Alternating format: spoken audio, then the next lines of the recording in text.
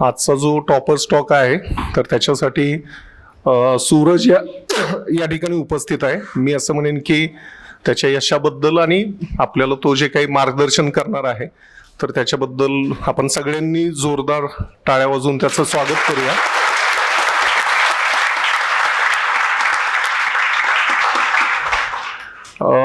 सूरजची ओळख आणि एकदा आपण असं म्हणू की संस्थेतर्फे औपचारिक स्वागत याच्यासाठीच फक्त 2 मिनिटांचा वेळ घेतोय. मूळचा नाशिकचा आहे सूरज. ग्रॅज्युएशन त्याचं BE झालेलं आहे मेकॅनिकल MIT मधनं आणि स्पर्धा परीक्षांची UPSCची तो तयारी करत होता. 1919ची जी बॅच आहे 2019ची युनिकची तर त्या बॅचचा तो स्टुडंट आहे आणि आत्ताच कळालं की एक चांगला तबला वादक पण तो आहे. तर असा आपला युनिकचा विद्यार्थी मार्गदर्शनासाठी इथं उपस्थित आहे. मी जास्त वेळ घेत नाहीये. मी विनंती करतो की मार्गदर्शनपर आपलं जे काही अनुभवाचे बोल आहेत हे त्यांनी तुमच्याशी शेअर करावे. थँक्यू. प्रथमतः नमस्कार. माझे नाव सूरज सुनीता प्रभाकर निकम आणि नुकत्याच जाहीर झालेल्या UPSC स्पर्धेत 706 रँक मिळवून उत्तीर्ण झालो. तर सगळ्यांना मी म्हणजे एक वेगळं वाटतंय की तिकडून इकडे येताना मी पण असंच बसायचो त्यावेळेस इथे कुठेतरी आणि तेव्हा पण विचार करायचो की टॉपर स्टॉक देईल. आत्ताही तुम्ही करत असाल की टॉपर स्टॉकमध्ये हे बोलेल, टॉपर स्टॉकमध्ये ते बोलेल.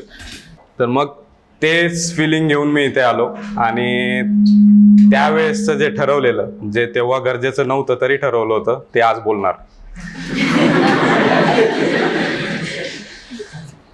तर UPSC बद्दल थोडं सांगेल, प्रवास कसा होता. तर सरांनी सांगितलंच, नाशिक जिल्ह्यात एक देवळा तालुका आहे, तिथे एक वाखारवाडी गाव आहे छोटंसं. त्या वाखारवाडी गावातून मी येतो. बाकी सगळं बॅकग्राऊंड सांगणार नाही. MIT कॉलेजमध्ये मेकॅनिकल झालं, त्यानंतर UPSCचा प्रवास सुरू केला. UPSCला पहिला अटेम्प्ट, दुसरा अटेम्प्ट, तिसरा अटेम्प्ट, चौथा अटेम्प्ट आणि मग यश मिळालं. 3 मेन्स दिल्या. 3 मेन्समध्ये 1-2 मार्क 3 मार्कनं फेल्युअर येत होतं. त्यानंतर इंटरव्ह्यू दिला. इंटरव्ह्यू नंतर मग आता फायनली ही रँक. ऑप्शनल सोशोलॉजीमध्ये बराच स्ट्रगल केला इम्प्रूव्ह करायला, पण ॲट द एंड चांगले मार्क्स येऊन स्कोअर झाला. मी बाकी टॉपर्स सारखं सर सांगणार नाही की तुम्ही ही बुक लिस्ट ठेवा, ती बुक लिस्ट ठेवा, असा अभ्यास करा, तसा अभ्यास करा. बऱ्याचदा असे जे आहेत ते माझ्यापेक्षाही चांगलं गायडन्स करणारे सर आणि आज ही इन्स्टिट्यूट तुम्हाला त्या बाबतीत चांगलं गायडन्स करू शकेल. मी फक्त माझा जो अनुभव आहे की ह्या 4 वर्षात मी काय शिकलो, ते 4 वर्षातले काही 4 ते 5 मोजके पॉईंट आहेत. ते पॉईंट मी तुम्हाला इथे एक्सप्लेन करायचं आहे, ट्राय करेल. कारण सब्जेक्ट कसा आहे, सिलेबस कुठला आहे, प्रिव्हियस इयर क्वेश्चन करा, हे करू नका, नोट्स असे काढा. तर हे सगळे थिंग्स तुम्हाला जवळपास सगळे टॉपर सांगतील.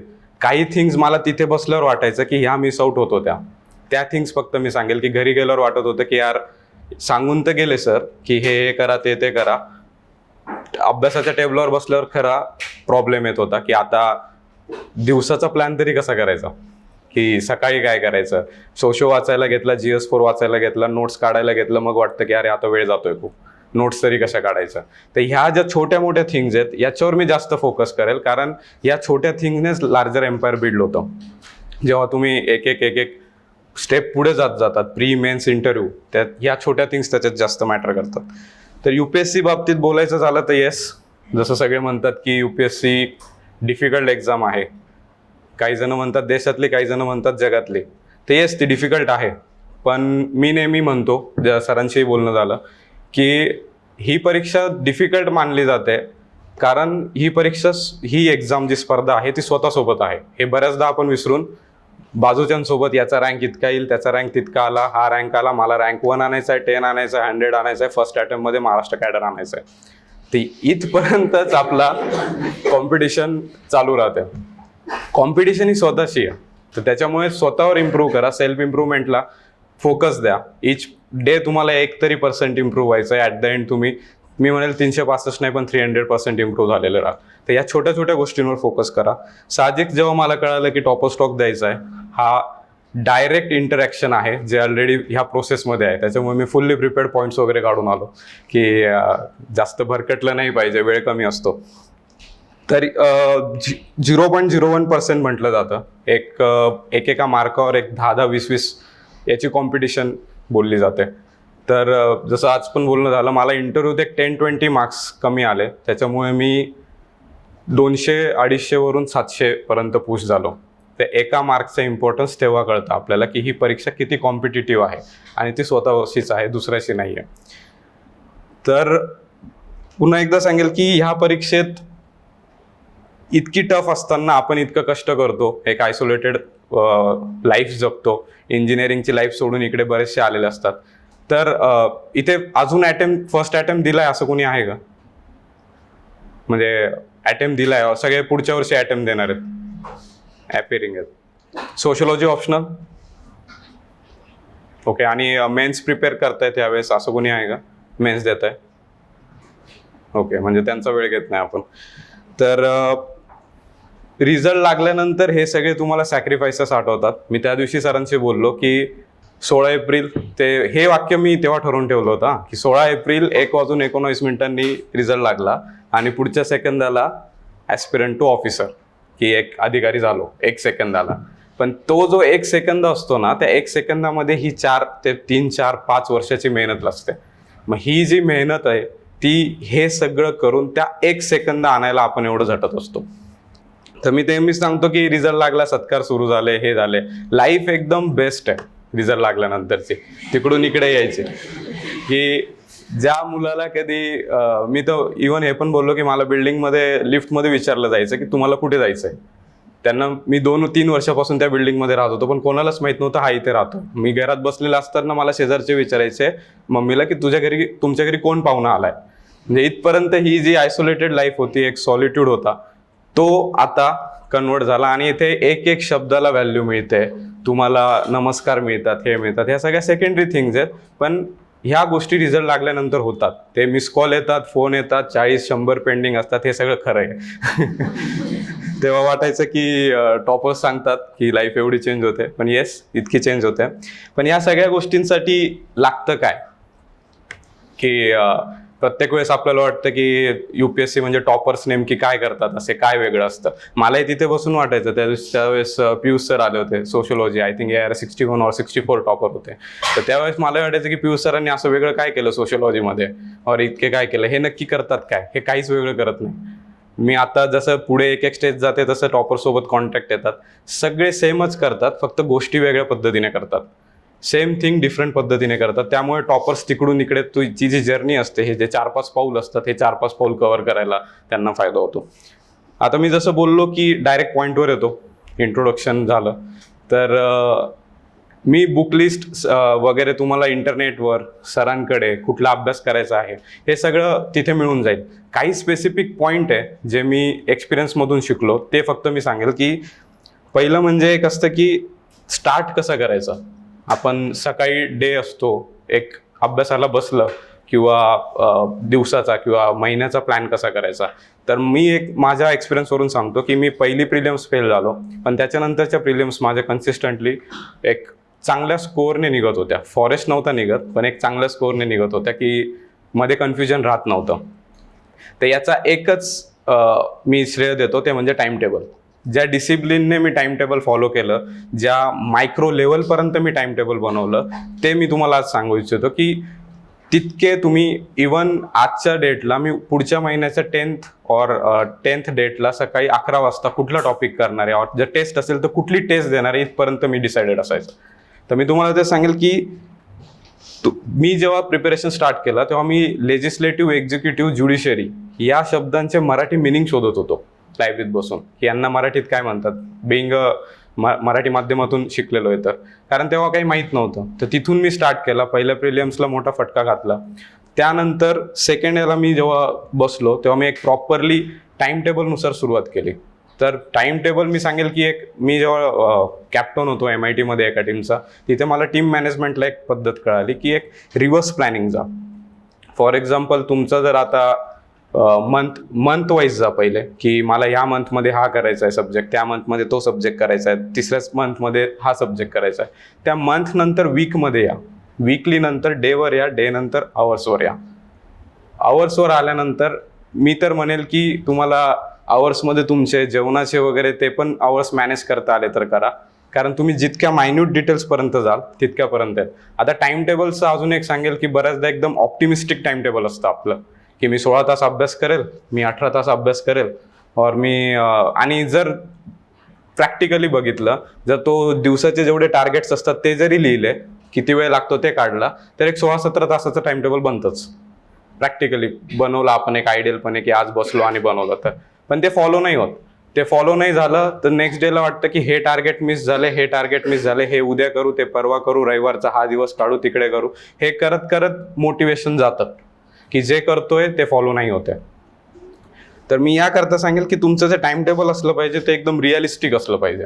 आता मी इथे इव्हन ॲडवाईस पण करतो की मी माझ्या रिअलिस्टिक टाइम टेबलसाठी स्टॉपवॉच यूज केलं, की स्टॉपवॉच आपण वापरला पाहिजे, डेस्कवर ठेवला पाहिजे. तर बरेच जण म्हणतात मग स्टॉपवॉच लावून अभ्यास करायचा का, की वेळ मोजायचा का, मी किती अभ्यास केला का केला. नका मोजू, पण स्टॉपवॉच लावून वेळ वाया घालवा. स्टॉपवॉच लावून वेळ अभ्यास नका करू, पण स्टॉपवॉच लावून वेळ किती जातोय ते मोजा. स्टॉपवॉच लावायचा एकच आपला हेतू असतो की आज किती अभ्यास झाला, किती वेळ वाया घातला, तो कुठे गेला हे तेव्हा कळतं आपल्याला. म्हणजे जो वेळ कुठे वाया चाललाय, किती वाया चाललाय, त्यासाठी स्टॉपवॉच लावा.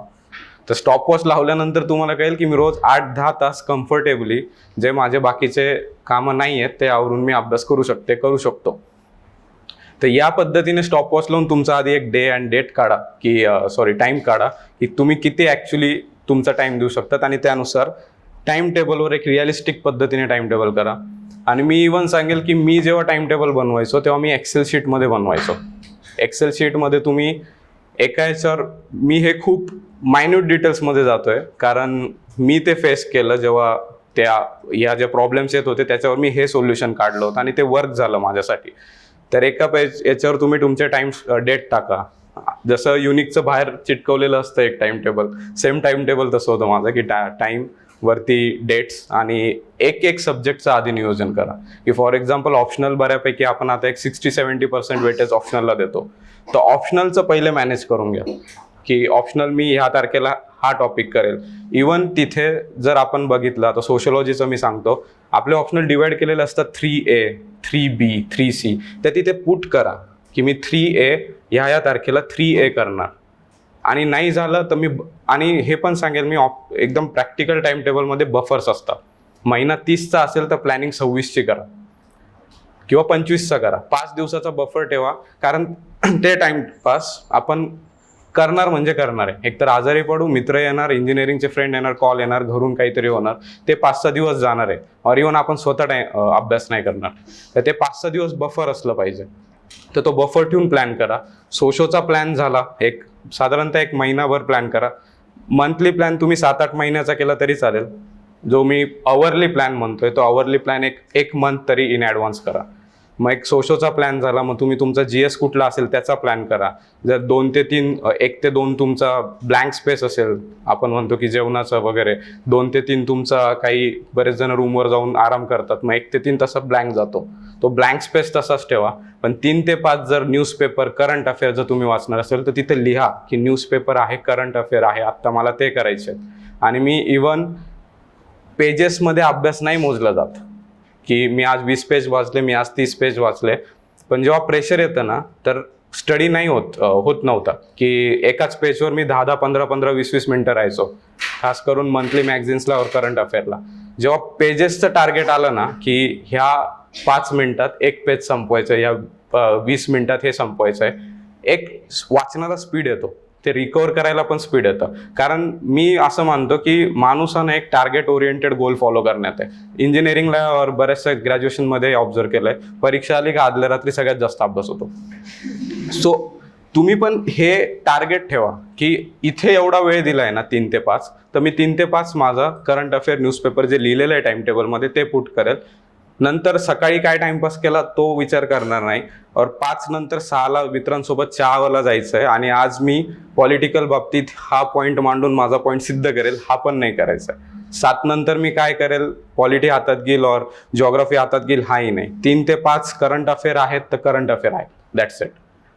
एक जे एवढं मोठं टास्क आहे ना, याला तुम्ही जेवढं छोट्या याच्यात ब्रेक कराल तेवढा तुम्हाला फायदा होईल. आणि तेवढे ते टार्गेट्स पटपट अचीव होतात.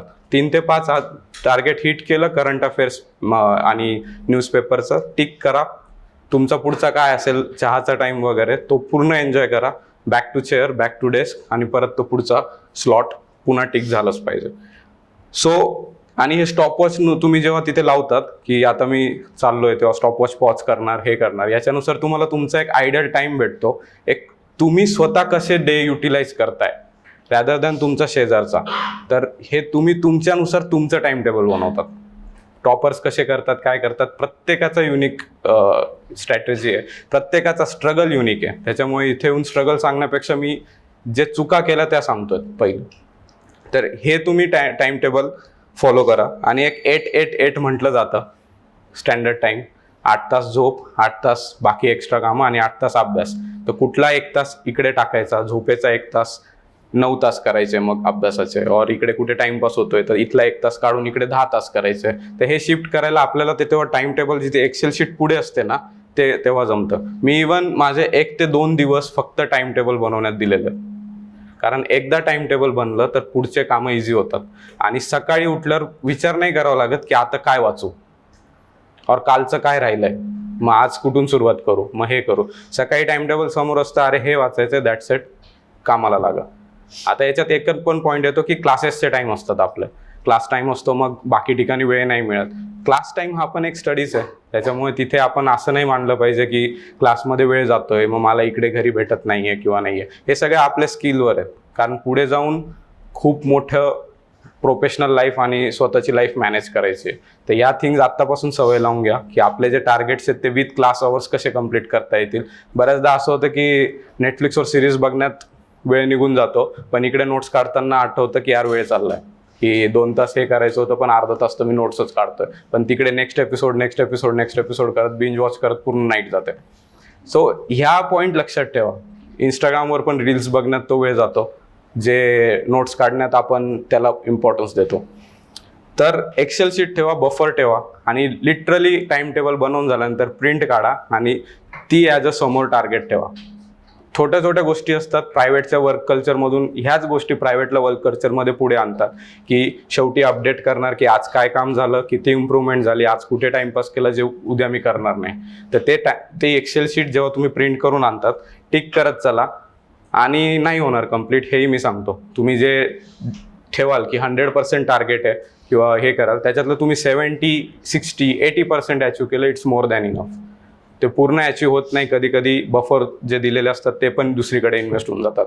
तर नक्कीच टाइम टेबलवर तुम्ही फोकस करा, जे गेम चेंजर आहे. आणि सध्या परीक्षेचा पॅटर्न जो चाललाय त्याला मी म्हणेल की डिसिप्लिन शिवाय पर्याय नाही आहे.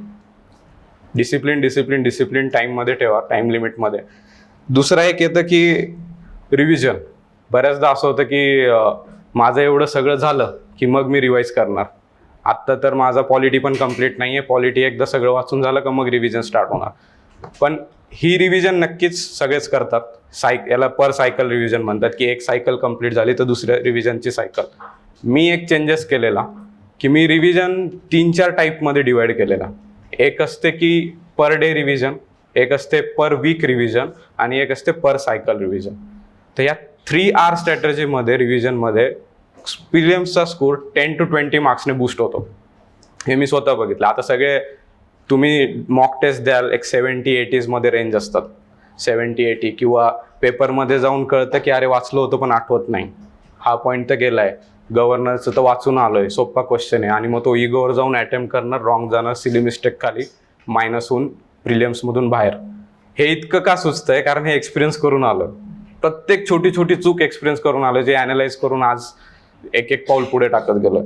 सो रिव्हिजनला मी नेहमी सांगेल की 3 याच्यात करा. की सपोज तुम्ही आज जसं मी म्हटलं टाइम टेबलमध्ये तुमचा डे पूर्ण डिवाइड केला, तर ॲटलिस्ट 1 तास तरी ठेवा की मी दिवसभरात काय केलं ते ओव्हरलुक करून घे.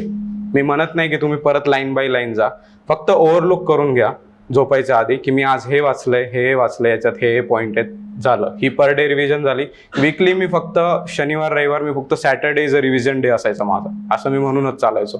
सॅटर्डेला मी जे वाचलं वीकली ते रिव्हिजन करायचो आणि लगेच होतंय. आपल्याला असं वाटतं की खूप वेळ लागेल, इतक्या दिवस वाचलेलं असतं लगेच होतंय. आणि त्यात मी जास्त फोकस करायचो करंट अफेअर्सवर, कारण 2020-2021 पॅटर्न तसा होता करंट अफेअर्सचा, आणि जो आता परत 24 पासून रिपीट करायला सुरुवात केली आहे युपीएससीने आत्ताचा जर तुम्ही बघितला. तर या ठिकाणी करंट अफेअर लक्षात ठेवायचं म्हणजे तुम्हाला पर वीक एक तरी रिव्हिजन करा. Sunday is a essay day, तो एसेवर तुम्ही फोकस करू शकतात, आणि एसे लिहून झाला का रिलॅक्स करा. मी तर म्हणणार नाही की तोही डे पुश करा स्टडीसाठी. एसे लिहून is enough, more than enough. तर एक हे झालं, आणि एक फ्लो चार्ट असतो आपला, जर इथे नाही आहे तर फ्लो चार्ट जो आहे, एक तुम्ही जेव्हा अभ्यासाला बसतात तेव्हा बरंच सारं मटेरियल आहे. आता आमच्या सरांचंही बोलणं झालं की मटेरियल कलेक्टर जास्त आहेत रॅदर दॅन परीक्षेतून होणारे कलेक्टर. इतके अवेलेबल आहे, टेलिग्रामवर अवेलेबल आहे, आजकाल सगळेच क्लासेस कोचिंग वेबसाईट्सवर ऑनलाईन फ्रीली अवेलेबल असतात. एका डाउनलोड क्लिकवर 200-300 पेजेसची अवेलेबल असते. तर हे तर तुम्ही बघितलं तर बऱ्याचदा किती वाचणार आहे आपण. त्या मटेरियल कलेक्शन नंतर एक टेन्शनमध्ये येतो आपण की हे होईल नाही होणार, इतकं वाचायचं ते वाचायचं, परत मित्राला सांगणार, मग मित्र सांगेल हे नको वाचू हे वाच. तर मी म्हणेल की आधी तुमचे सोर्सेस सॉर्ट आउट करा की सोर्सेसमध्ये तुम्हाला काय हवं आहे काय नाही आहे ते सोर्सेस. तर तुम्ही जेव्हा डेली अभ्यासाला बसतात ना, तर एक फ्लो चार्ट तुमचा असू द्या की मी काय करणार आहे. आता मी एक सोप्पा फक्त पॉलिटीचा फ्लो चार्ट सांगतो, जो आज पण मी इंटरव्ह्यूच्या आधी, प्रिलिम्सच्या आधी, मेन्सच्या आधी आजही केलेला आहे. आता सपोज मला आज पॉलिटी रिवाइज करायचं आहे, आपण फ्लो चार्टला पॉलिटी घेतलं तर याच्यात मी रिव्हिजन पण ऍडजस्ट करून देईल, तुमचा टाइम टेबल पण ऍडजस्ट करून देईल. पण पॉलिटी घेतल्यानंतर बऱ्याचदा असं वाटतं की पॉलिटी स्टार्ट कुठून करायची. त्याआधी एक माइंड मॅप जर क्लिअर असला ना, मी हे करेल मी ते करेल, दॅट्स इट. माझे एवढे सोर्सेस आहे. बेसिकली मी पॉलिटी का घेतला, कारण सोर्सेस माहिती. पहिलं तर लक्ष्मीकांत आहे, सगळे लक्ष्मीकांत उचलणार, पूर्ण लिहित नाही मी. लक्ष्मीकांत उचलणार, लक्ष्मीकांत नंतर तुम्ही हे झालं स्टॅटिकसाठी. प्रत्येक सब्जेक्टचा एक स्टॅटिक पार्ट आहे. तर स्टॅटिक पार्टसाठी एक बेसिक बुक तुम्ही वापरणार आहे. जॉग्राफीला 11-12चे वापरणार, त्याच्यानंतर जी लिओंग तुम्ही ॲड ऑन करणार. पुढे हिस्ट्री घेतलं तर स्पेक्ट्रम वापरणार. तर प्रत्येकाचं काही ना काही एक पार्ट आहे. सेकंड पार्ट नंतर तुम्ही जाणार करंट अफेअर्स. मग करंट अफेअर्सचे तुमचे 3-4 पार्ट्स निघतात. मग तुम्ही हे मॅगझिन वाचणार, मग तुम्ही न्यूजपेपर वाचणार, मग तुम्ही MCQ सॉल्व्ह करणार. हे फक्त पॉलिटीचं सांगतोय मी. हा परीक्षेच्या आधी जस्ट असा फ्लो असतो, इवन मी पण मेंटेन केलेला.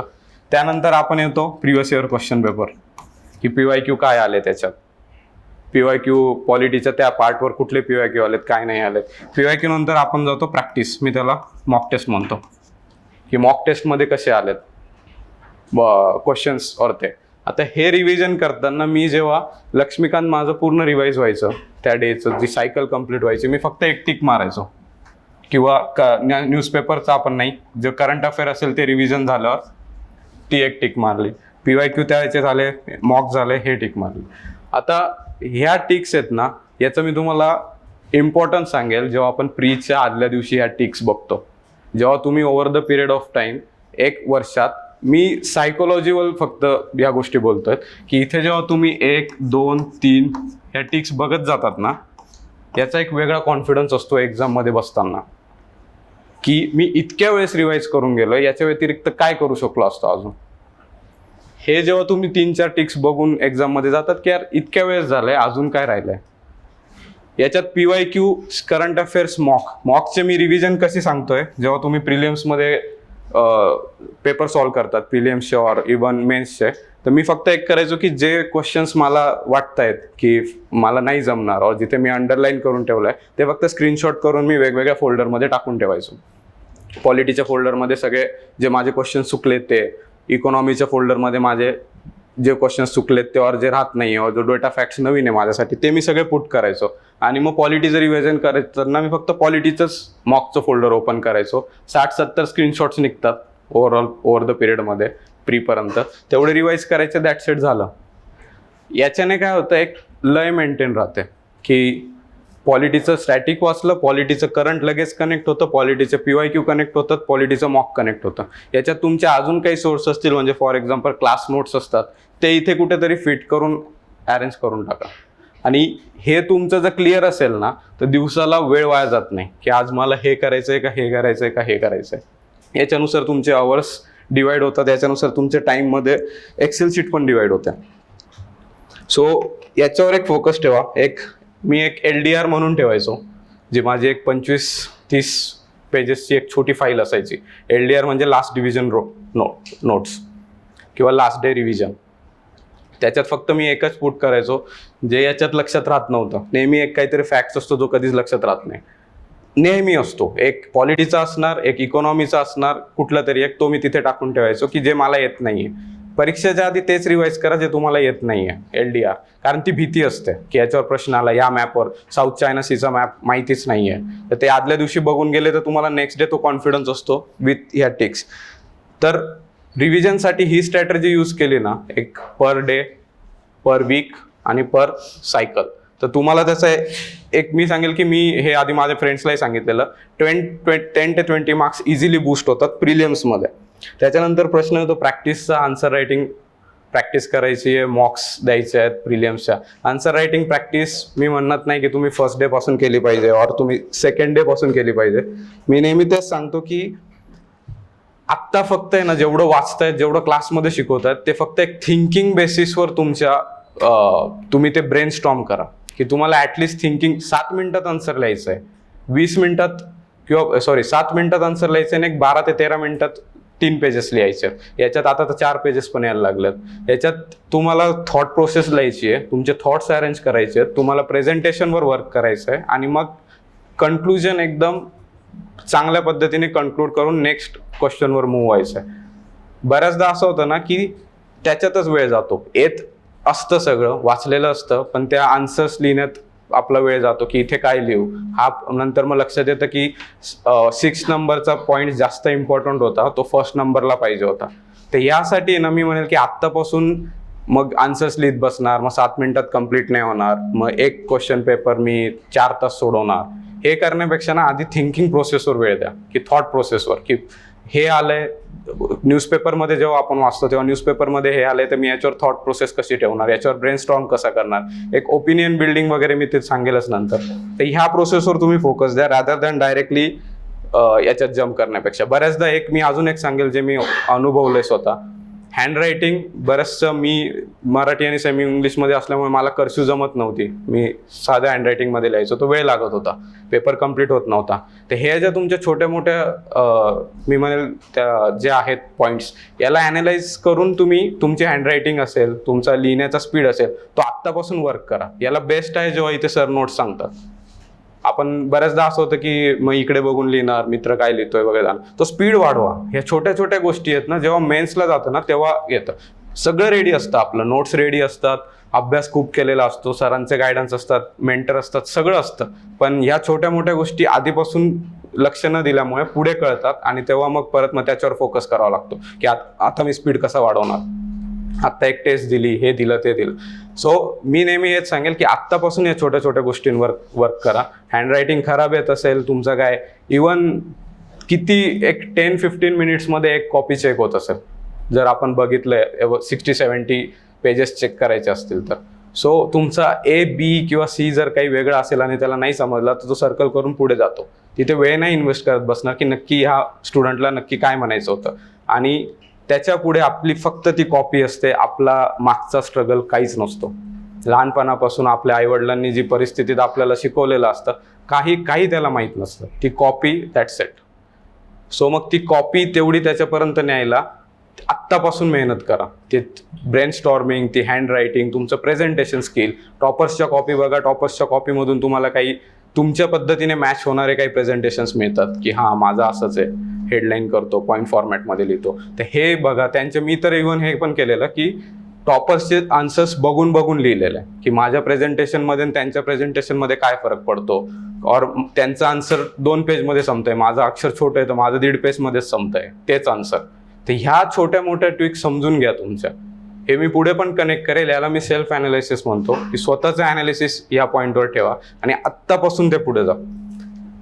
आता राहिलं नोट्स.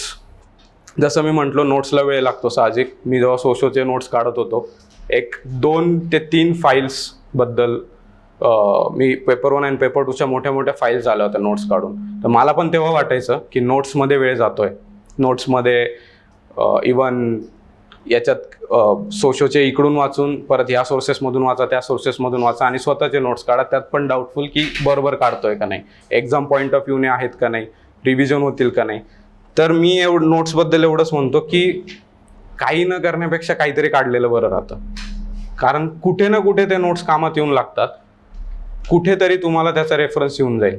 काहीच आणि नोट्स नाही काढल्या ना, नुसतं वाचत बसलं ना, तर ती सायकोलॉजिकल सॅटिस्फॅक्शन मिळत नाही की मी आज अभ्यास केलाय. त्या नोट्समुळे निदान आपण त्या अभ्यासात एंगेज असतो, की जे 1-2 तास आपण जे स्टडी करतो त्या तासामध्ये आपण एंगेज असतो. म्हणून मी ते नेहमी म्हणेल की नोट्स तुमच्या साईड बाय साईड चालू द्या, किती खराब असल्या किती, कारण त्या इव्हेंच्युअली रिफॉर्म होणार आहेत. जसं जसं तुम्ही रिव्हिजन कराल, जसे जसे तुम्ही पुढे प्री मेन्स इंटरव्ह्यू जाल, तसे तसे तुमच्या नोट्समध्ये ॲड ऑन होणार आहेत, तसे तसे तुमच्या नोट्स शॉर्टन होत जाणार आहेत. एक स्किल येतं की हे इम्पॉर्टंट आहे, हे इम्पॉर्टंट नाही आहे, हे आलं तरी मी माझ्या परीने टॅकल करेल. त्याच्यामुळे नोट्समध्ये याची गरज नाही आहे की मला याच्याबद्दल बेसिक बॅकग्राऊंड माहिती आहे, मी लिहून टाकेल. त्याच्यामुळे तुम्ही इवन पॉलिटीच्या GS2च्या नोट्स 20-30 पेजेसवर घेऊन याल. आता बरेच जण ते नोट्स बघतात टॉपर्सच्या, की इकडे ॲरो देऊन एकाच पेजवर खूप असे एकत्र गिचमिड करत लिहिलेलं असतं त्या नोट्स. ते आपल्याला नाही समजत, पण ते टॉपर्स तो सब्जेक्ट त्या 2-3 पेजमध्ये रिवाईज करून टाकतात. हे त्याचं कल्मिनेशन असतं की तुम्ही जसं रिव्हिजन करत करत नोट्स छोट्या आलेल्या राहतात. त्यांच्या पण आधीच्या नोट्स मोठ्याच असतात, माझ्या पण आधीच्या नोट्स मोठ्या होत्या, over the period of time छोट्या झाल्या.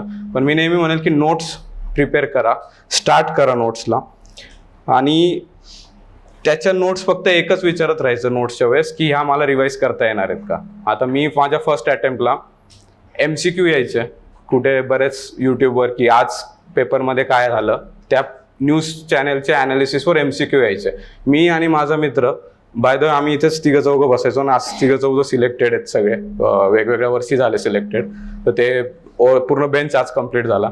तर ते जे MCQ यायचे ते सुद्धा MCQ मी एका बुकमध्ये लिहून ठेवायचो, एक बुक. आणि तेव्हा मी सरांना विचारलं होतं की मी असं असं करतोय, एक बुक, आणि जवळपास भरपूर 15-20 पानं भरून टाकले होते मी ते सगळे. आणि नंतर सर म्हटले ठीक आहे तू लिहितोय, पण आता सपोज तुझी उद्या एक्झाम आहे और 1-3-4 दिवसात एक्झाम आहे, याचं काय करशील म्हणे तू. म्हणे हे रिवाईज होणार आहे का तुझ्यातनं, तू फक्त त्याचं लिहितोय. कारण 10वी-12वीची सवय, इंजिनिअरिंगची सवय, याचं तू आन्सर्स थोडी पाठ करणार आहे और हेच MCQ थोडी येणार आहे. याच्या मागची कन्सेप्ट समजली पाहिजे, याच्या मागचं काय लॉजिक आहे ते समजलं पाहिजे. फक्त MCQ लिहिणार, A-B-C काय असेल ते टिक करणार. हे सुद्धा मी केलेलं आहे.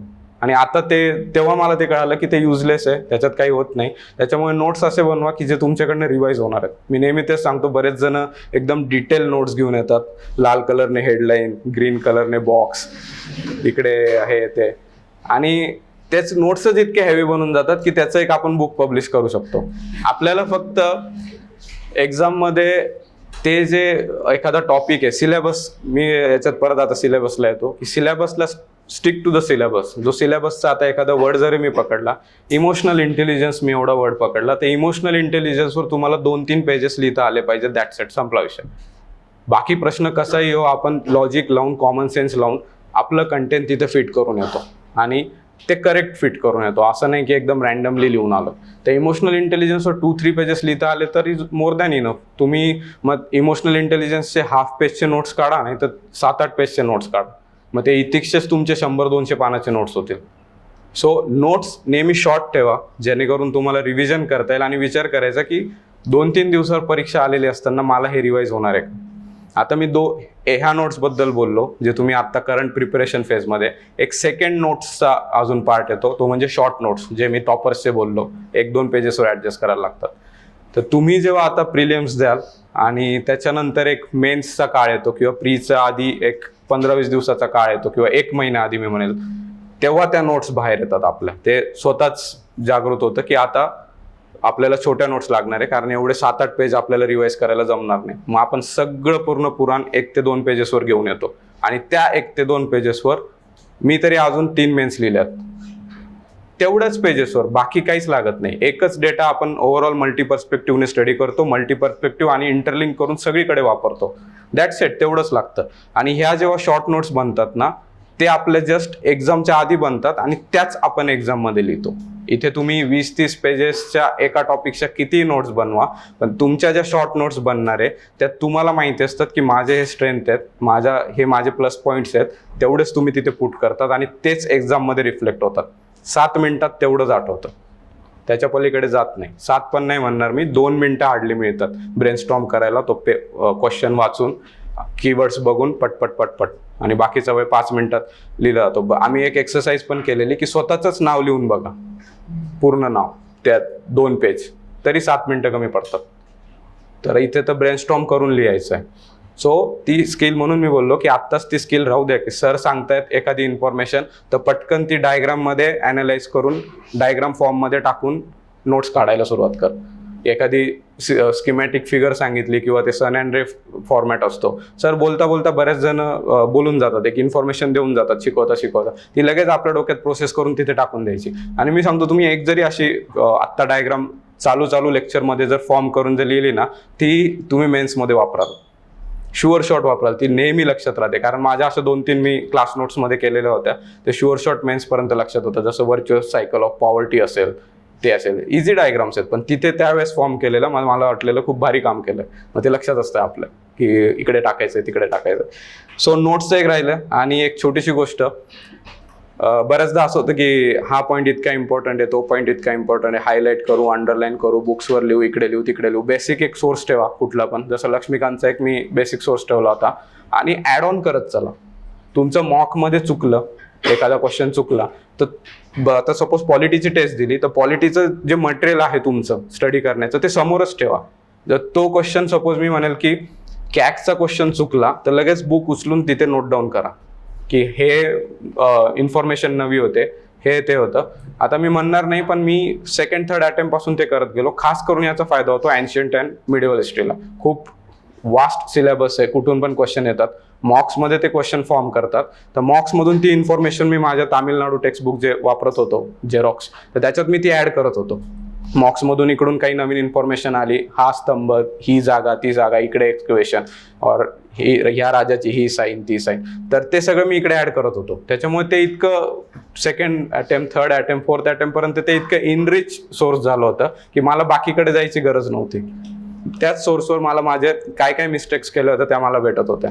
त्यामुळे तुम्ही नेहमी मॉक्स देताना और अभ्यास करताना तुमचे काय जे रेफरन्स सोर्सेस आहेत और नोट्स आहेत, जे बेसिक सोर्स म्हटलो मी, ते समोर ठेवून त्याच्यात ॲड ऑन करत चला. इव्हन पॉलिटीला पण बऱ्याचदा असं होतं की न्यूजपेपरला एखादं येऊन जातं, जसं अँटी डिफेक्शनचं एक रेजिग्नेशन आणि याच्यामध्ये एक इश्यू आला होता मागे 2-1 वर्षापूर्वी की रिझाईन केलं तर काय होईल, ते मी तिथे लिहून ठेवलं होतं.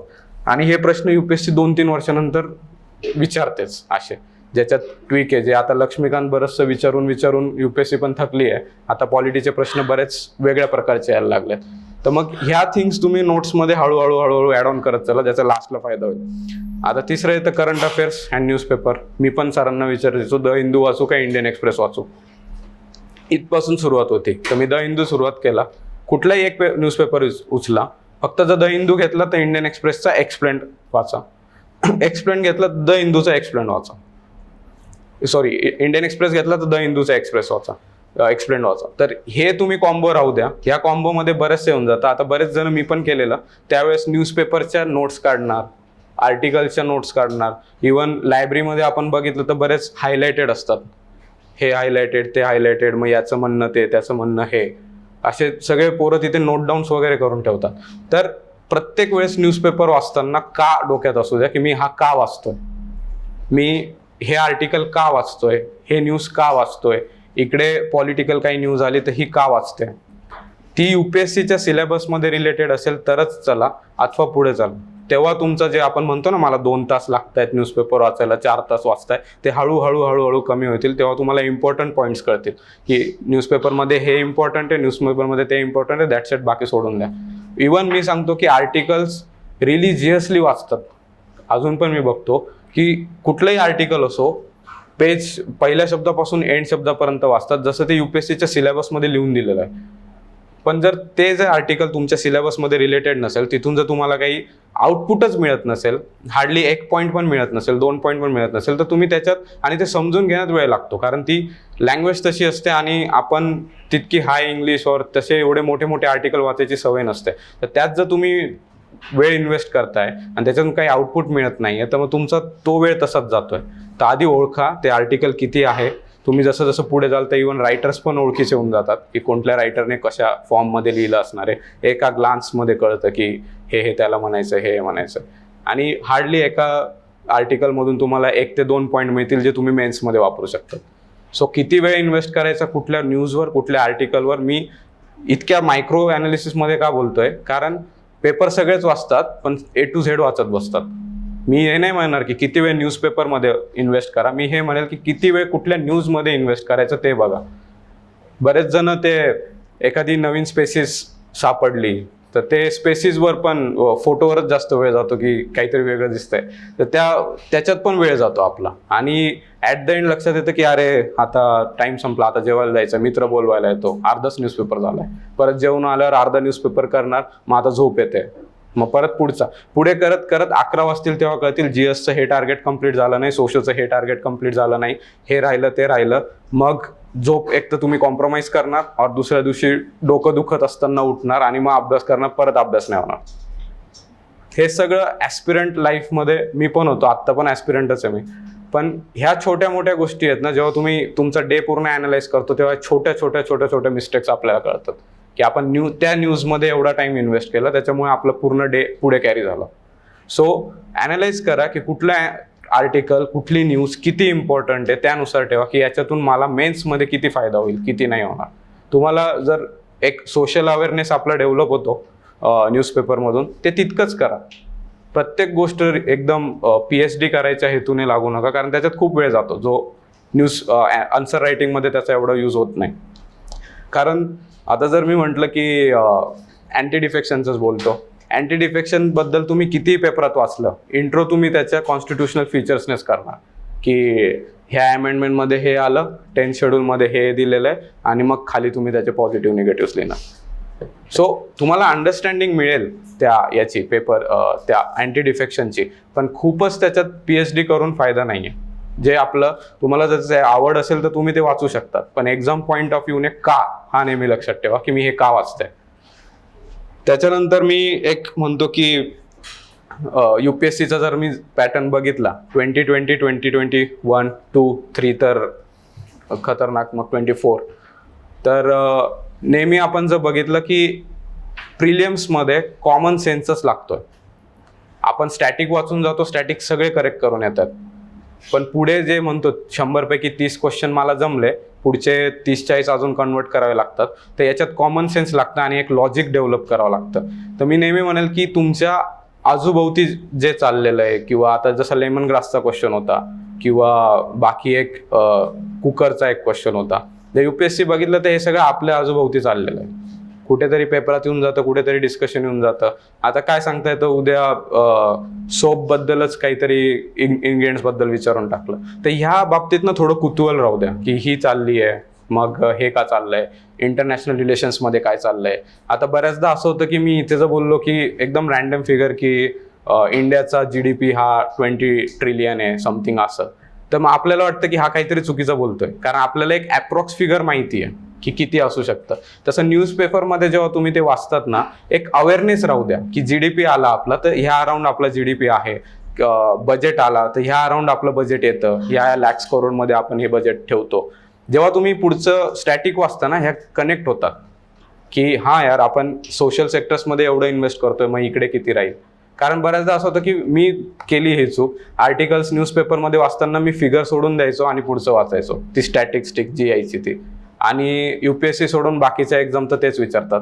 पण आता UPSC ती अंडरस्टँडिंग यायला ते एक अप्रॉक्स फिगर डोक्यात असू द्या की हे चाललंय ते चाललंय. एक अंदाज असतो की इंडियाचा ट्रेड एवढा आहे, तर एक अंदाज डोक्यात असू द्या पूर्ण त्या करंट अफेअर्सचा आणि जे चाललंय ते. इव्हन मेन्समध्ये लिहिताना पण फायदा होतो याचा की अप्रॉक्स इतकं चाललंय, अप्रॉक्स ते चाललंय. GS4च्या केस स्टडीजमध्ये पण फायदा होतो. सो कॉमन सेन्स, लॉजिक ते एक राहू द्या. आणि ओपिनियन मी जसं बोललो, एक इंटरव्ह्यू आत्ता बोललं नाही पाहिजे मी, पण त्या पर्स्पेक्टिव्हने बोलेल की एक ओपिनियन बिल्ड करा स्वतःचं. एक आपलं ठाम ओपिनियन असलं पाहिजे.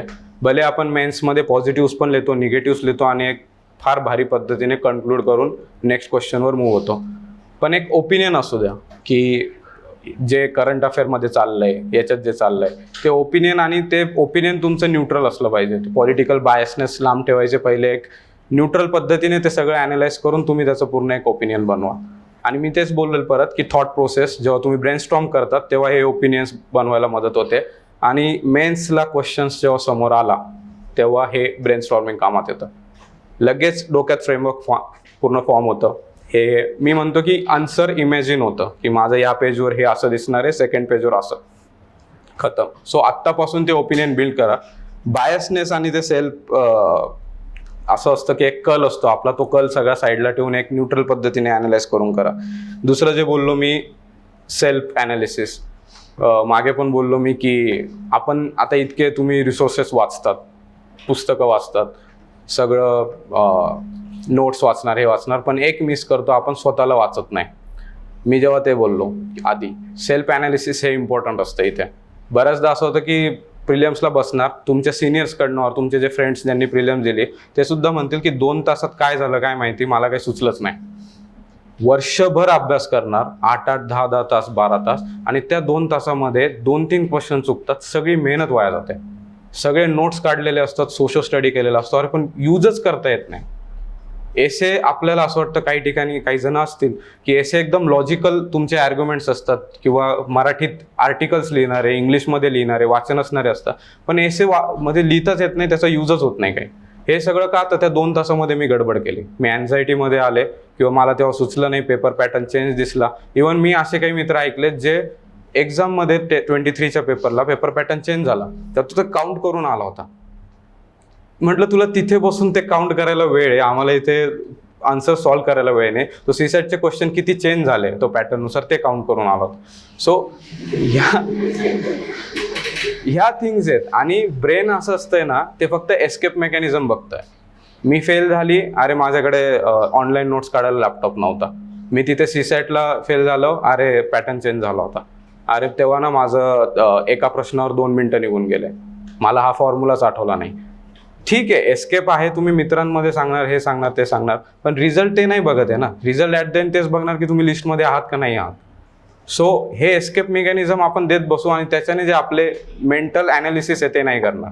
इवन मी तुम्हाला हे सांगतो की मी जेव्हा प्रिलियम्स मॉक टेस्ट द्यायचो, सपोज 26 तारखेला प्रिलियम आहे, तर मी अराउंड एक 13-14 तारखेला सिम्युलेशन म्हणायचो त्याला सिम्युलेशन मी द्यायचो की सकाळी प्रिलियम्सच्याच वेळेत बसणार, मधल्या गॅपमध्ये तेच खाणार जे तिकडे खाईल, आणि दुपारी 2 ते 5 मध्ये जो दुपारचा टाइम असेल त्याच्यात मी सीसॅट देणार. याच्या प्रकारे जेव्हा बॉडी ट्रेन होते ना, त्या बॉडीला सवय लागते. आणि मी इव्हन लायब्ररीत जो माझा डेस्क असायचा, मी सगळं साफ करायचो, फक्त पेपर ठेवायचो, कारण ॲट द एंड तुमच्या टेबलवर तिथे काहीच नसणार आहे, एक हॉल तिकीट आणि तुमचा पेपर सोडून. इव्हन मी तोच ड्रेस घालायचो ज्या ड्रेसला, कारण कोरोना होता, बरंच मास्क घालून होतं, तुम्ही मास्क लावून मॉक्स दिले. तर तुम्ही जेव्हा इतके मायन्यूट डिटेल्सवर तुमचं सायकोलॉजिकल स्टेट ॲनालाइज करतात ना, तेव्हा मग असं होऊन जाईल की मास्क लावलाय, मग मला श्वास घ्यायला त्रास होत होता, मग माझं कॉन्सन्ट्रेशन होत नव्हतं. हे जितके तुमच्या हातात फॅक्टर्स आहेत कमी करण्यासारखे, ते सगळे फॅक्टर्स कमी करा. म्हणजे अनप्रिडिक्टेबिलिटी ज्या एक्झाममध्ये येते, ज्याच्यामुळे आपण पॅनिक आणि अँझायटी येऊ शकतं, ते कमी होणार आहे. सो इतक्या मायन्यूट लेवलपर्यंत तुम्ही तुमचे हे करा. बऱ्याच जणांना सवय असते एक्झामच्या वेळेस ग्लुकोज किंवा ग्लुकॉन डी, ते आधीपासूनच ट्राय करा. तिथे जाऊन बॉडीला शॉक नको की आधी घरी बसून घरचं जेवण होतं, पाणी होतं, दुपारी मस्त गादीवर बसून 12 ते 1ची झोप होती, आणि मग सीसॅटला आरामात पेपर देत होती, किंवा मम्मी कॉफी करून द्यायची सीसॅटच्या पेपरच्या आधी, मग मॉक टेस्ट चांगले जात होते सीसॅटचे.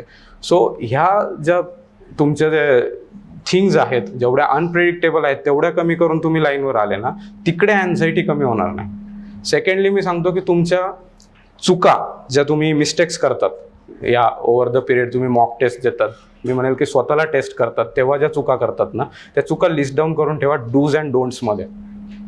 मी एक नेहमी सगळ्यांसोबत होत असेल, अजून होणार, जर तुम्ही मॉक टेस्ट दिले नसेल तर पुढे होईल, 50-50 क्वेश्चन्स असतात प्रिलियम्सचे. आयदर हे ऑप्शन आहे, आयदर ते ऑप्शन आहे, बाकी दोन आपण इलिमिनेट केलेले असतात आणि आपण नेहमी रॉंग निवडून येतो, की नेहमी चुकीचा निवडला जातो. ॲनालिसिस करताना वाटतं की अरे हे बरोबर होतं, पण आपण ओव्हरथिंक करून दुसरीकडे येऊन लागलो. मी माझ्या डूज अँड डोंट्समध्ये लिहिलेलं की जेव्हा तुझी अशा लेवलची सायकोलॉजी असेल, मिक्स असेल, तेव्हा दुसरा ऑप्शन चूज कर. इथपर्यंत आपला स्वतःला स्टडी पाहिजे. आणि ठीक आहे, माझ्या त्याच्याने रॉंग पण जात होते, पण करेक्ट यायला पण सुरुवात झाली, कारण मी ओव्हरथिंक करायचो एका पॉईंटवर आणि मी तो ऑप्शन सोडून दुसऱ्या ऑप्शनला जायचो. सो इथपर्यंत तुम्ही स्वतःचं ॲनालिसिस करा की जेव्हा चॅलेंजेस समोर येतात तुम्ही बिहेव कसे करतात. आणि सिमिलरली इंटरव्ह्यूला तुम्हाला हे पडणार आहे की तुम्ही तेव्हा बिहेव कसे करणार, आन्सर्स कसे देणार. मेन्सला रँडमली एखादा क्वेश्चन शूट झाला की भलतंच GS3ला असतंय सायन्स अँड टेकमध्ये की खूप रँडमली क्वेश्चन्स येतात, तर तेव्हा तुम्ही किती स्टेबल ठेवून, किती ॲनालाइज करून एक कॉमन सेन्सने उत्तर लिहू शकतात, जास्त की फार भारी आन्सर्स लिहायचं यानुसार.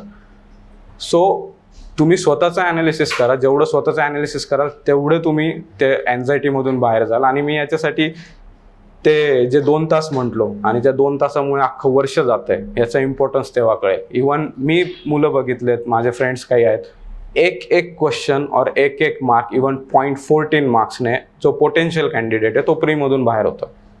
तेव्हा हे इम्पॉर्टन्स कळतं की यार इतका अभ्यास करतोय, प्रत्येकाचे सॅक्रिफाईस, प्रत्येकाची युनिक स्टोरी आहे. आज 1000 विद्यार्थी सिलेक्ट होतात, 1000 विद्यार्थ्यांची वेगळी स्टोरी आहे आणि ती सगळी एक स्टोरी आपली इरेज केली जाते त्या एक क्वेश्चनमुळे, और आपण तिथे चुकतोय. तर आता अजून एक छोटा इन्सिडेंट सांगेल मी. माझा एक मित्र होता, त्याला CSATमध्ये अचानक खोकला चालू झाला पेपरच्या मग.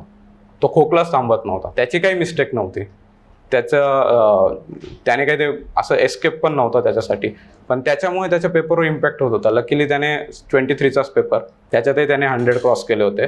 पण ते आपल्याला डिस्टर्ब करू शकतं या छोट्या छोट्या थिंग्स. आणि का मी इतकं त्याच्यावर वेटेज देतो, कारण त्या छोट्या थिंग्स पुढचं 1 वर्षाची मेहनत आपल्याला खेचून आणणार आहेत, और ती क्रॉस करून पुढे निघून जाणार. सो या थिंग्स तुम्ही लक्षात ठेवा. तर याच्यानंतर ऑप्शनल तर प्रत्येकाचा वेगवेगळा, त्याच्यामुळे सोशलॉजीवर तर मी बोलू शकत नाही. पण ऑप्शनल कसा निवडायचा, मी कसा निवडला, तर मी प्रिव्हियस इयर क्वेश्चन पाहून निवडला. बऱ्याच जणांनी निवडलाही असेल आत्तापर्यंत. तर आहे सोशलॉजी, पॉलिटिकल सायन्स, अँथ्रोपॉलॉजी, हेच मोर दॅन 90% इथे सापडतील. सो माझं मेकॅनिकल इंजिनिअरिंग होतं. मी तेव्हा फक्त बघितलं तर इथे मला ओपिनियन एक्सप्रेस करायला चान्स होता. मला इंटरव्ह्यूला पण हा क्वेश्चन विचारला, तिथेही मी तेच बोललो होतो. इकडे मला एक्सप्रेस करायला स्कोप होता, तिकडे मला डेफिनेट आन्सर काढावं लागणार होतं. आणि त्याच्यामुळे मी, आणि सोशोचं मला सोसायटीचा स्टडी आवडला, त्याच्यामुळे मी तो स्टडी तिकडे हे. त्याच्यानंतर अजून मी एक सांगेल की मेन्स पॉईंट ऑफ व्ह्यूने सांगेल. आता बरेचसे त्याच फेजमध्ये, 1 डिसेंबरपर्यंत तुम्ही सगळं ऐकत असाल की आत्ता मेन्स करून घे, जानेवारीपासून प्रीला लाग, मग पुढे 3-4 महिने मिळतात, मग मॉक द्यायला सुरुवात कर. चालत आलंय वर्षानुवर्ष, ते मीही केलंय, त्याच्यामुळे काय. पण 3-4 सब्जेक्ट्सवर फोकस ठेवा जे तुमचं मेन्सचा स्कोअर 800पर्यंत टच करून घेऊ जाऊ शकतात, और इव्हन 800 क्रॉस करू शकतात. ते म्हणजे फर्स्ट असते एसे. बऱ्याच वेळेस आपण इग्नोर करून देतो की एसेमध्ये काय करणार, एसेमध्ये काय लिहिणार. तर एसेवर फोकस ठेवा. एसेमध्ये तुम्हाला 110, 100, 80 पण पडू शकतात, और इव्हन 140 पण पडू शकतात. हा म्हणजे literally interview type difference create करू शकतो एसे. सो एसेवर फोकस ठेवा. सेकंड येतं GS4. GS4ला आजकाल, म्हणजे मी माझ्या कन्सिस्टंटली 3 मेन्समध्ये 120+ स्कोअर केला GS4ला. GS4 बाकीच्या GSला आपल्याला आधार देतं की जरी GS1 और 3 बरेचसे ट्रेंड चेंज होत राहतात 1 and 3चे. 1 and 3ला जरी 10-12 मार्क्स कमी आले तरी GS4 एक आधार असतं की 400 क्रॉस करून देतं. सो GS4वर फोकस ठेवा. GS4ला खूप काही करायची गरज नाही आहे. स्वतःत इंटरनलाइज करून ठेवा थिंग्स. स्वतःच्या भाषेत डेफिनेशन बेस्ड आणि एक्झाम्पल 4 पानात मी फक्त माझ्या नोट्स आहेत GS4च्या. त्या नोट्स म्हणजे खूप काही नाही, फक्त डेफिनेशन आहेत. जेवढे सिलेबसमध्ये कीवर्ड्स आहेत त्याचे डेफिनेशन आहे, त्याचे फक्त एक्झाम्पल्स दिलेले, दॅट्स इट.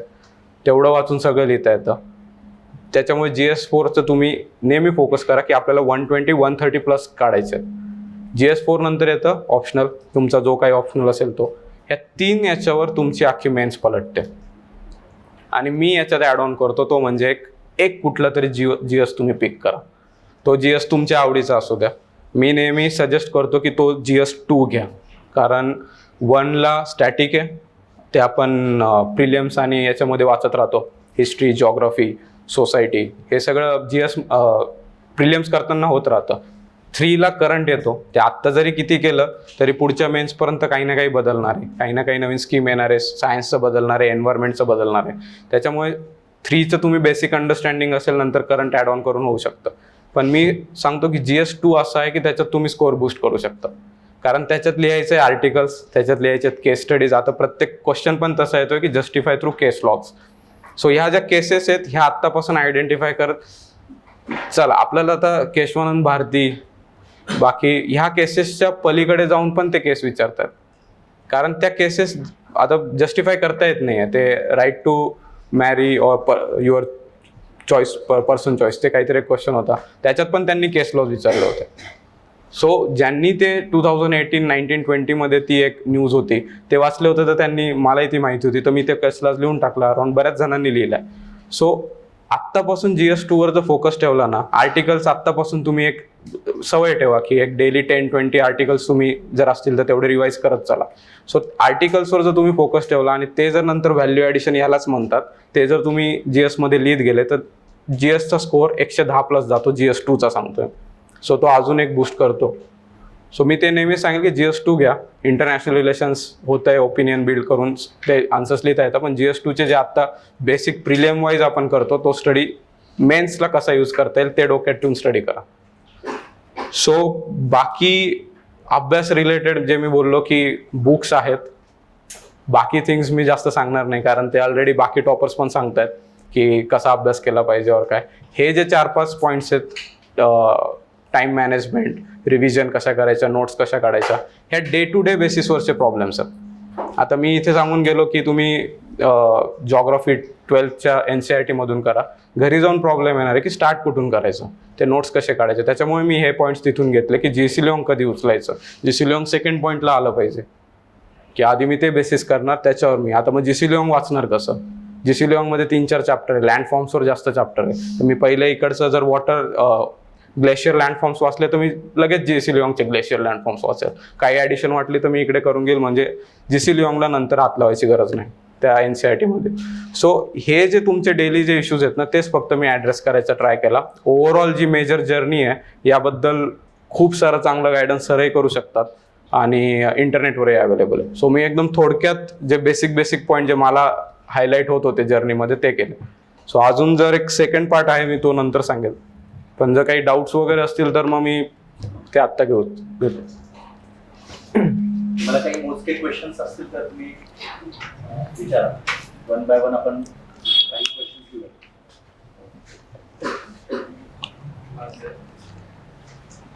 इंटरव्ह्यू नंतर जी फिजिकल आणि मेडिकल टेस्ट असेल त्याच्यात काही इन्फॉर्मेशन सांगू शकतो. त्याच्यात जास्त इन्फॉर्मेशन असं काही नाही आहे. बेसिकली जे स्टँडर्ड्स आहेत, जे मेडिकल स्टँडर्ड्स वगैरे लागतात ते ऑलरेडी साईट्सवर अवेलेबल आहेत. सेकंड थिंग एक असतं की इंटरव्ह्यू नंतरच दुसऱ्या दिवशी मेडिकल होतं, त्याच्यामुळे आणि ते गव्हर्नमेंट मेडिकल कॉलेज असतात, ते काय टेस्ट करतात, कुठले टेस्ट फक्त ते एक असाईन करतात, आपले 6-7 जण असतात, त्यांच्या मागे फिरून ह्या डिपार्टमेंटमध्ये, मग ह्या डिपार्टमेंटमध्ये, मग ह्या डिपार्टमेंटमध्ये ते सगळ्या टेस्ट करतात ओव्हरऑल. आणि नंतर एक आपल्याला रिसिप्ट देतात, ती रिसिप्ट घेऊन जायचं. मग ते कसे स्टँडर्ड चेक करतात, काय करतात त्याच्याबद्दल काही सांगता नाही येणार, पण बरेचसे स्टँडर्ड्स चेक केले जातात. आणि जे स्टँडर्ड चेक केले जातात जे इम्पॉर्टंट आहे, जिथे डिस्क्वालिफिकेशन और सर्व्हिस अलोकेशन चेंज होऊ शकतात, ते ॲक्च्युली गाईडलाईन्स अवेलेबल आहे. खास करून एक जास्त करून असतं की स्पेक्ट्स किती नंबर आहे त्याच्यावर असतं, हाईटवर एक असतो. सेकंडली अजून तुमचे काही ऑर्थोपेडिक असतात ते पण चेक करतात. तर ते नंतरची गोष्ट, म्हणून मी इतके डिटेल ते बोललो नाही, पण जे आहेत ते दिलेले आहेत तिथे स्टँडर्ड्स.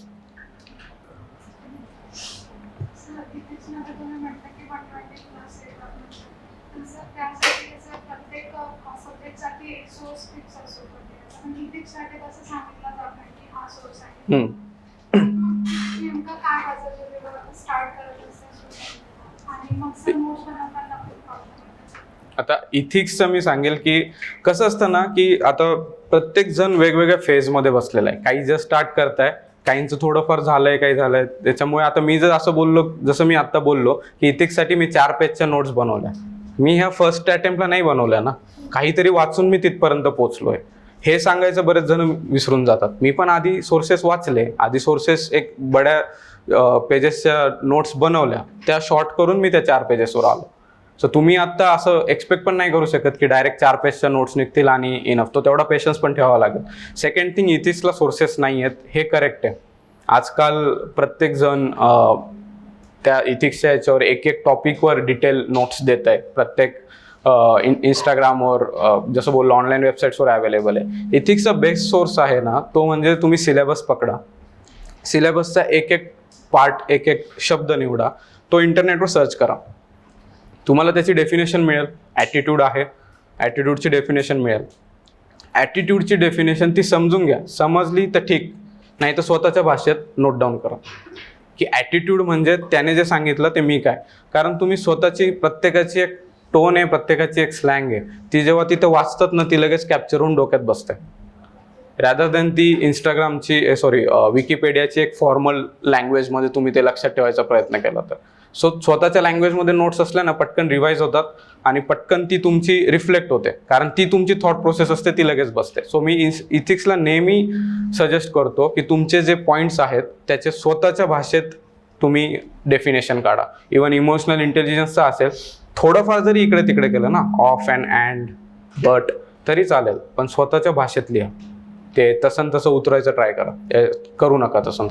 सेकंड थिंग, डेफिनेशन झालं, त्याच्यानंतर एक्झाम्पल्स येतात. एक्झाम्पल्स 3 टाईपचे एक्झाम्पल्स आहेत.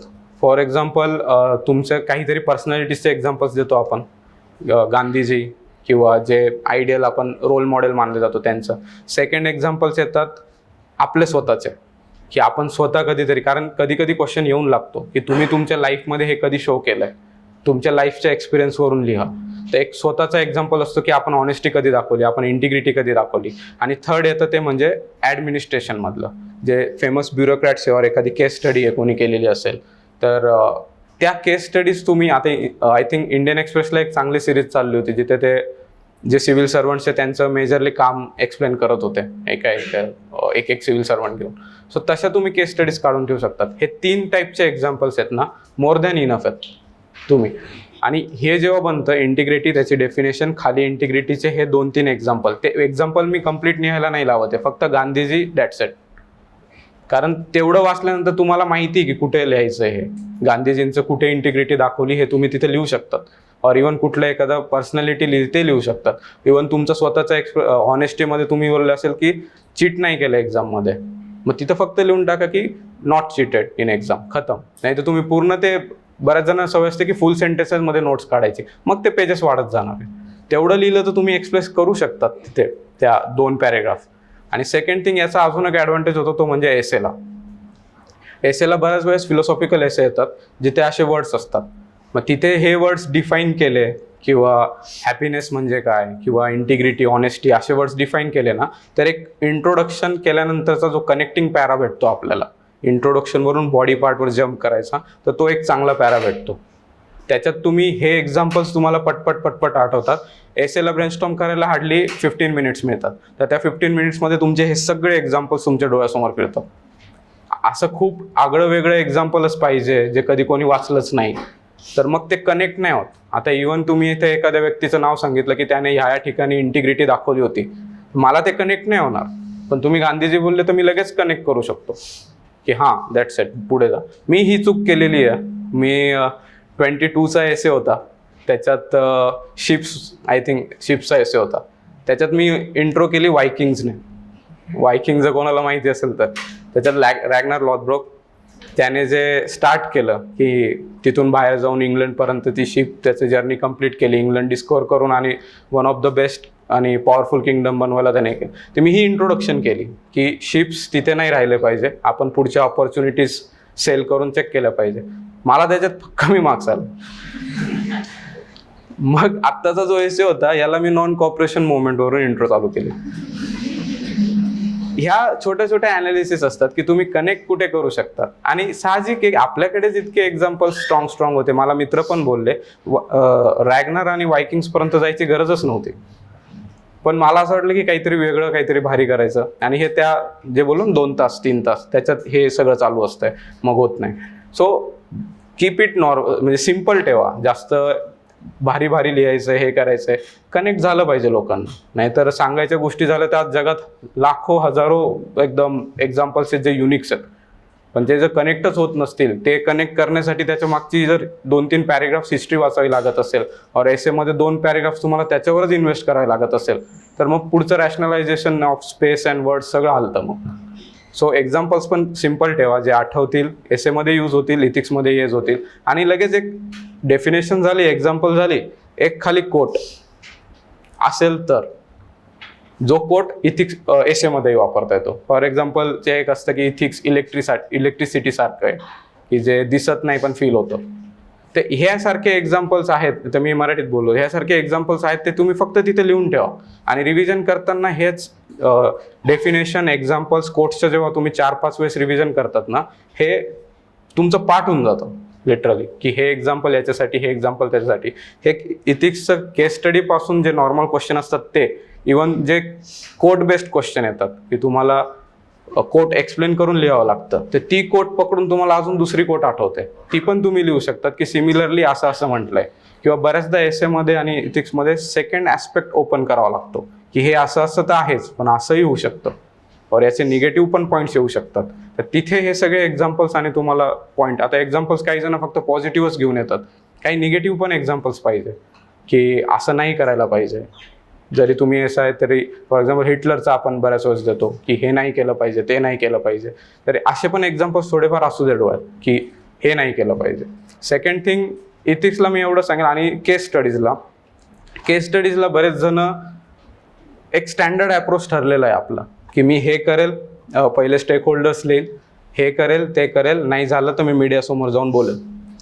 प्रत्येक केस स्टडीमध्ये सगळे हेच लिहित आहेत की लास्ट ऑप्शन माझा एवढाच आहे की मी विसेल ब्लोअरपणे ॲक्ट करत. पण प्रॅक्टिकली किती पॉसिबल आहे हे, ते पण आपण केलं पाहिजे. आता मला आठवतं की एक आय थिंक 2021 का 2020ला एक केस स्टडी होती जिथे नंबर्स दिले होते की ह्या स्कीमला इतकं अलॉकेट केलं पाहिजे, त्या स्कीमला तितकं अलॉकेट केलं पाहिजे. तर मग आय थिंक आणि पॉलिटिकल प्रेशर असल्यामुळे ह्या स्कीमला जात नव्हतं तेवढं, तर तुम्ही काय कराल, असा टाईप क्वेश्चन होता. मी ते फक्त नंबर्स घेऊन प्लस मायनस करून बघितलं, तर ते देऊन पण इतकी रक्कम उरत होती की ती स्कीम 1 वर्ष चालत होती. मग दोघं कामं होत होते. तर हे तिथे फक्त मी ते नंबर्स जे बोललो ना की आपला एक अवेअरनेस असू द्या, ते नंबर्स कॅल्क्युलेट करून मला एकदम इझिली ती केस स्टडी सॉल्वेबल होती.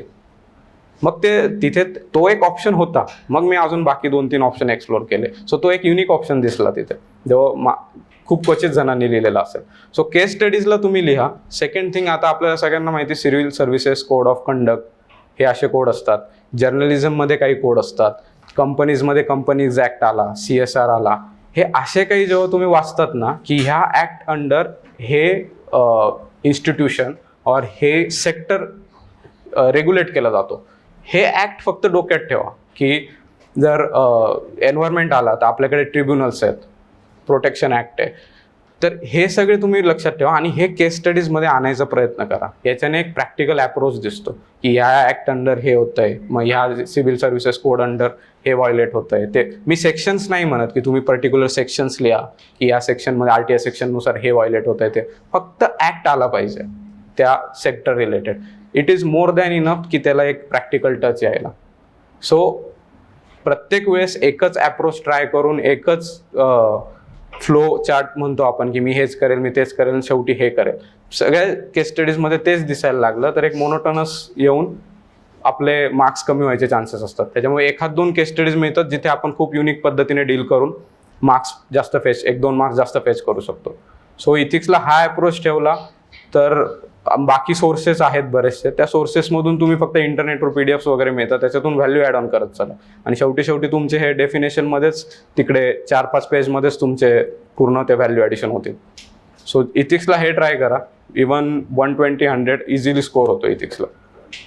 अजून सर, तुम्ही ते एक्सेल शीटचं सांगितलं की प्लॅनिंग प्रत्येक टॉपिक वाईज तुम्ही त्यामध्ये बसवता. तर जे सुरुवातीला आता प्रिपरेशन ज्यांनी सुरुवात केलेली आहे, तर सिलेबस एवढा इंट्रोड्यूस झालेला नाही की आम्ही प्रत्येक टॉपिक तिथे बसवू शकतो. तर त्या इनिशियल स्टेजला आम्ही कशा पद्धतीने प्लॅनिंग करू? आता मी सांगायचं झालं तरी, आता सपोज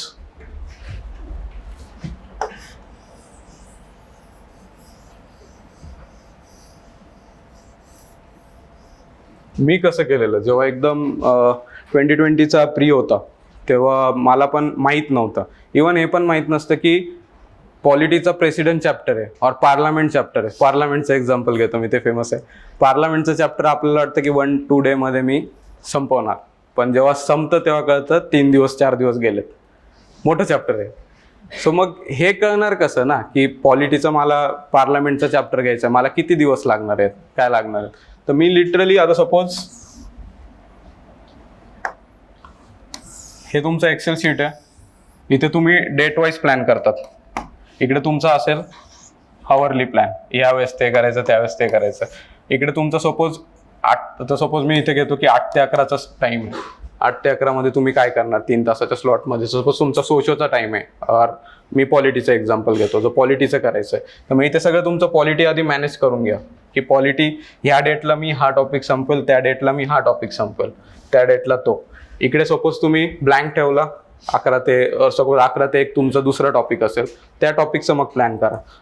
कॉलम बाय कॉलम चला. मग इकडे प्लॅन केलं लगेच हा असं नाही, इकडे प्लॅन करून पूर्ण जा. एक्सेल शीटचा फायदा असा होतो की इकडचा जर स्लॉट वाटला आपल्याला की हा रिकामा भेटतोय, हा खाली होतोय, तर हा मी लगेच इकडे पुट करू शकतो की हा टॉपिक मोठा आहे ना पार्लमेंट, तर मी 8 ते 11 आणि 11 ते 1 हे दोघं टाइम पार्लमेंटला देईन. हे तुम्ही तिथे खूप चांगल्या पद्धतीने मॅनेज करू शकता मायक्रो लेवलवर. आता मी विचार केला की पार्लमेंटला मला किती दिवस लागू शकतात, तर मी लिटरली पानं बघितले होते की सोशोचा सपोज एखादा कास्टचा चॅप्टर आहे तर त्याचे पेजेस किती आहेत. मग आता साधारणतः आपल्याला 20 पेजेस वाचायला 1 तास लागतोय, 1.5 तास लागतोय. तर मग हे अंडरस्टँड करून किती दिवस जाईल, मग हा एका दिवसमध्ये माझा पार्लमेंट होईल का, नाही होणार. इथे तर मी 3च तास देतोय पार्लमेंटला. मग जर 2 दिवस लागतील तर मी इथे पण पार्लमेंट शिफ्ट करेल आणि इथे पण पार्लमेंट शिफ्ट करेल. आणि मी तुम्हाला आधीच बोललो, तुम्ही हे टाइम टेबल आत्ता जेवढं बनवलं तेवढं इम्परफेक्ट राहील. जसं पुढे जाल हे फॉलो नाही होणार, ते पण मी पुढे बोलणार आहे की हे फॉलो नाही झालं, तुम्ही परत नवीन टाइम टेबल बनवलं, ते परफेक्शनकडे जाल. तुमचं जेवढं परफेक्शन होतं तेवढं जास्त पद्धतीने टाइम टेबल फॉलो होईल. सो पार्लमेंट दिला आणि कुठेतरी तुम्ही एक बफर सोडलेलाच असतो रॅन्डमली, तो बफर तुमचा युटिलाइज होऊन जातो. आणि हे नाही झालं तरी मी पुढे सांगेल की ते कसं करावं लागतं. पण तुम्ही जे म्हणताय की सिलेबस माहीत नाही, तो जो तुम्हाला टाकायचा आहे, तर मी त्याला हेच एक ॲडवाईस करेल की एक अंदाज घ्या की साधारणतः आपला स्पीड किती. आपल्याला हा कधी कधी टॉपिक डिफिकल्ट असतो, तो जास्त वेळ लागू शकतो. सो ते एक आहे. आणि रो बाय रो गेलं तर आपण फ्लक्च्युएट करू शकतो कुठेतरी. मग कधीतरी एखादा नेटफ्लिक्सचा टाइम पार्लमेंटला टाकायचा असं.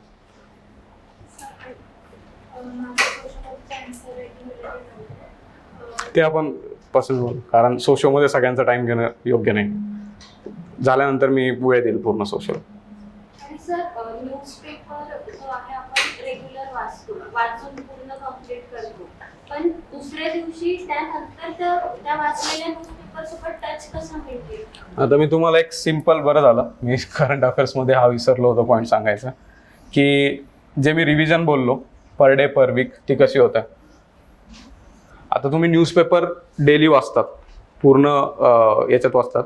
ही टेक्निक मी 2020ला फॉलो केली, 21 पर्यंत. नंतर पॅटर्न चेंज झाला, पण आता पुन्हा तोच पॅटर्न येतो. त्याच्यामुळे ही टेक्निक यूज होऊ शकते जास्त. जेव्हा तुम्ही न्यूजपेपर वाचतात ते हा न्यूजपेपर तुम्ही डेली वाचाल, द हिंदू वगैरे ते काही असेल. मी याच्यासोबत एक ॲडवाईस करतो की करंट अफेअर्सचं एक जिस्ट असतं, कुठल्याही वेबसाईटवर आपल्याला मिळून जाईल ते करंट अफेअरचे जिस्ट. त्याचे इवन टेलिग्राम चॅनेल्सवर डेली जिस्ट येतात 2-3 पेजेसचे की आज करंट अफेअरमध्ये काय झालं. तर मी ते एक ॲडवाईस करेल की करंट अफेअरचे 1-2 पेजेसचे ते जिस्ट. आणि आता इतकं झालं आहे की करंट अफेअरचे MCQs पण येतात. 10 MCQs, 5 MCQs, प्रत्येक दिवसाचे MCQs येतात. तर एक झालं MCQ. आता हे सगळं करायला 2 तास इनफ आहेत, जो मी 3 ते 5चा टाईम बोललो, एवढं इनफ आहे करायला, कारण इतकं करतोय. पण आता मी ट्राय कसं करायचो, आता आजची डेट काय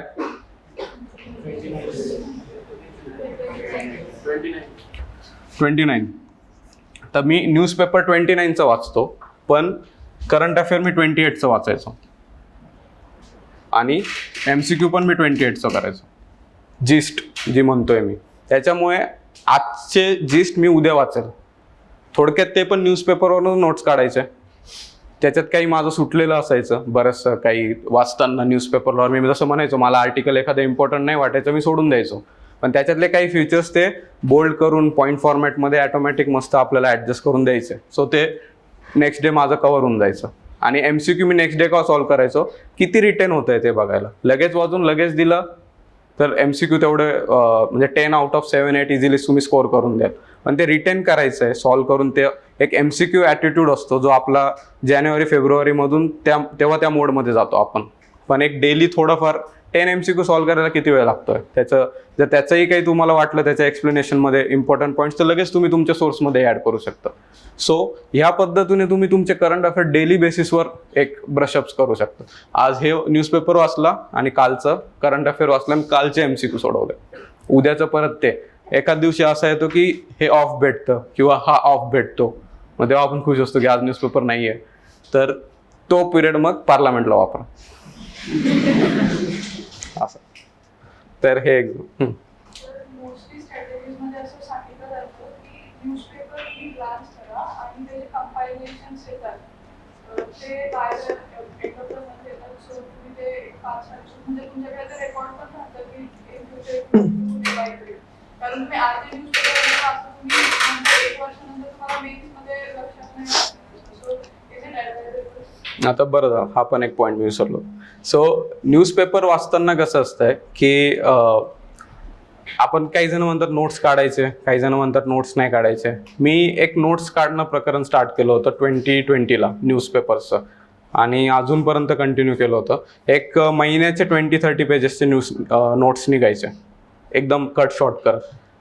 तर तुम्ही बघा की तुमच्या डेली न्यूजमध्ये आता जसं हे बोलले की फॉर एक्झाम्पल तुम्हाला एखादा आर्टिकलची स्टार्टिंग आवडली, आता सपोज कुठल्या एका स्कॉलर्सने एडिटोरियल लिहिलं आहे आणि त्याने कुठला तरी क्रायसिस एक्सप्लेन करताना एखादी स्टोरी वापरली, ती स्टोरी तुमची एसेची इंट्रोडक्शन, हे ते लोक मिस करतात.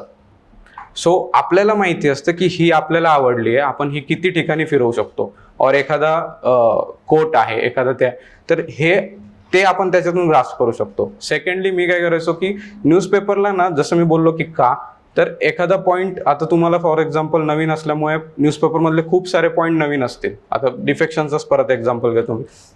डिफेक्शन वाचल्यावर तुम्हाला वाटेल हे काय, पण ॲटलिस्ट इंटरनेटवर जाऊन सर्च करून घ्या की डिफेक्शन काय असतं. त्याच्यामुळे तुम्ही जेव्हा पॉलिटीमध्ये डिफेक्शन ओपन कराल ना, रँडमली नवीन येत नाही. आणि न्यूजपेपरमध्ये ओव्हर द पिरियड 1 वर्षात सगळा सिलेबस कव्हर होऊन जातो. थोडं वाचत इन्फॉर्मेशन कळत जातात ते जातात.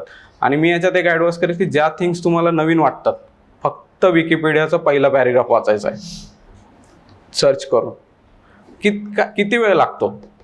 नेटफ्लिक्सला जेवताना कुठलं सिरीज ऑन करायची, मूवीज ऑन करायची, प्राईमवर बघायचं का नेटफ्लिक्सवर और टेलिग्रामवरून डाउनलोड, याच्यात पण आपला तेवढा वेळ जातो. इथे फक्त एक पॅरेग्राफ सर्च करून न्यू टॅब ओपन करून, आणि त्या पण टॅब असतात 98, 99, 90 टॅब्स ओपन असतात काही काहींच्या मोबाईलमध्ये, की ओपन करून ठेवते नंतर वाचते किंवा नंतर वाचतो, ते नाही वाचलं जात. त्याच वेळेस तुम्ही ते सर्च करा, ते वाचा, नाही कळालं तरी चालेल पण ॲटलिस्ट ते बघून घ्या की हे काय. आता जसं ग्रे वॉरफेअर एक टर्म आली होती, तर ती टर्म लगेच पेपरमध्ये दिसलं सर्च करा की हे काय, कारण हे सिलेबसमध्ये नाही कव्हर होत आणि UPSC सिक्युरिटीमध्ये विचारणार आहे. कधीतरी तो क्वेश्चन येईलच की हे असं आहे, मग या टर्म अंडर एक्सप्लेन और क्रिटिकली एक्झामाइन वगैरे टाकून ते विचारतीलच. सो ते पॉईंट्स तुम्ही एक्स्ट्रॅक्ट करा. आणि मी इव्हन हे पण सांगेल की आता सपोज कोरलवर न्यूज आली आहे की इकडे आर्टिफिशियल कोरल्स बनवत आहेत, हे बनवत आहेत, तुम्हाला जर वाटतंय ना की ही न्यूज माझ्या लक्षात नाही राहणार, तर त्या महिन्याचं तुम्ही एक काय म्हणतात, सपोज आजचा ऑगस्ट पकडला आपण, ऑगस्ट महिन्याच्या PDF मध्ये आता पॉलिटी एन्व्हायरमेंट वगैरे सेक्शन करा, एन्व्हायरमेंट अंडर ती फक्त कॉपी पेस्ट करून द्या. जर तुम्हाला ऑनलाईन बरेच जण रेफर करत असतील और ऑफलाईन करत असतील तर तिथं फक्त एक छोट्या वर्ड्समध्ये मेन्शन करून द्या की एवढं असं आहे. आणि ही PDF जे मी म्हटलं की पर वीक मी रिवाईज करायचो, त्याच्यामुळे मला लास्टला जेव्हा मी ते मॅगझिन्स ओपन करायचो त्याच्यावर फक्त तिथे मी ग्लान्स करायचो की हे झालेलं आहे ऑलरेडी, आणि 1-2 पॉईंट्स यायचे. तुम्ही जर बघितलं आज याचं UPSCचे करून बघा स्वतःचं ॲनालिसिस की किती MCQ हिट होत आहेत अशा मॅगझिन्स वगैरे मधून. मी माझ्या नोट्समधून हिट व्हायचे क्वेश्चन्स, कारण मला माहिती असायचं की इकडून येऊ शकतं और इथे हे येऊ शकतं. मग मी ते जरी कोरल्स विचारलंय तरी मी कोरल्सवर जाऊन दुसरं सर्च पण करायचो ना, की कोरल्सचा एखादा एरिया विचारू शकतात और कुठल्या इक्वेटोरियल पॉईंट्समध्ये आढळतात, कुठे आढळतात, कोणत्या याच्यासोबत आढळतात, किंवा नवीन मिशन काय चाललंय हे पण विचारू शकतात. क्लासवाले और जे मॅगझिन्स बनवतात ते फक्त ती न्यूज कव्हर करतील, त्याच्या मागचं ते पण एक्सपेक्ट करतात की यांना बॅकग्राऊंड माहिती असेल. सो ती बॅकग्राऊंड सर्च करणं आपलं काम आहे, आणि जर ती नसेल लक्षात राहत तर ती नोट्समध्ये टाकून पर वीक किंवा पर मंथ रिवाईज करणं ते पण आपलं काम. सो तो बॅलन्स असा मेंटेन करा. जर तुम्हाला क्लासवर त्या मॅगझिन्सवर तुम्हाला जर इनफ असेल तर वेल अँड गुड, खूप टाइम वाचतो.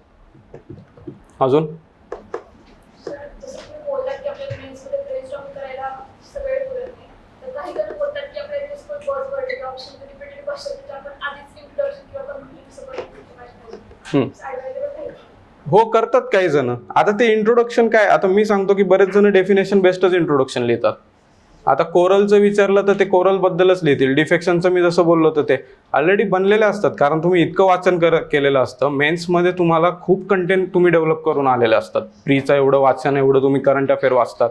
जर त्याचं आलं तर तुम्ही आरामात एखादा क्वेश्चन्स 2-3 क्वेश्चन्स रॅन्डमली येतात जिथं आपली इंट्रो हलते की आता काय इंट्रोडक्शन. मग इंट्रोडक्शनचं पण आपण कुठल्या कुठल्या वेने करू शकतो ते तुम्ही विचार करून ठेवा, की मी हिस्टोरिक इंट्रोडक्शन करेल, डेटा बेस्डवर इंट्रोडक्शन करेल, और ती जी न्यूज आली आहे करंट अफेअरमध्ये त्या करंट अफेअर रिलेटेड न्यूजवर करेल.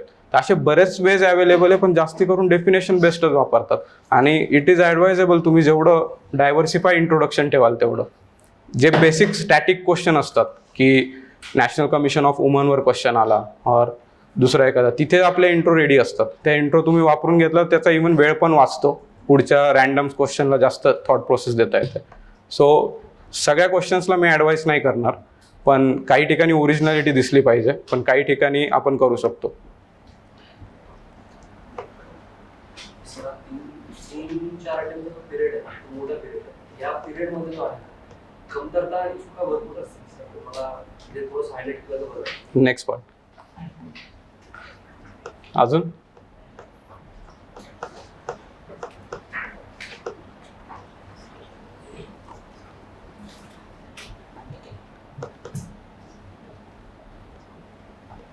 त्यावेळेस तुम्ही UPSC इंटरव्ह्यू दिला, त्यावेळेस इंटरव्ह्यू हायरमध्ये किती मेंबर होते व तुमचा इंटरव्ह्यू किती वेळ झाला?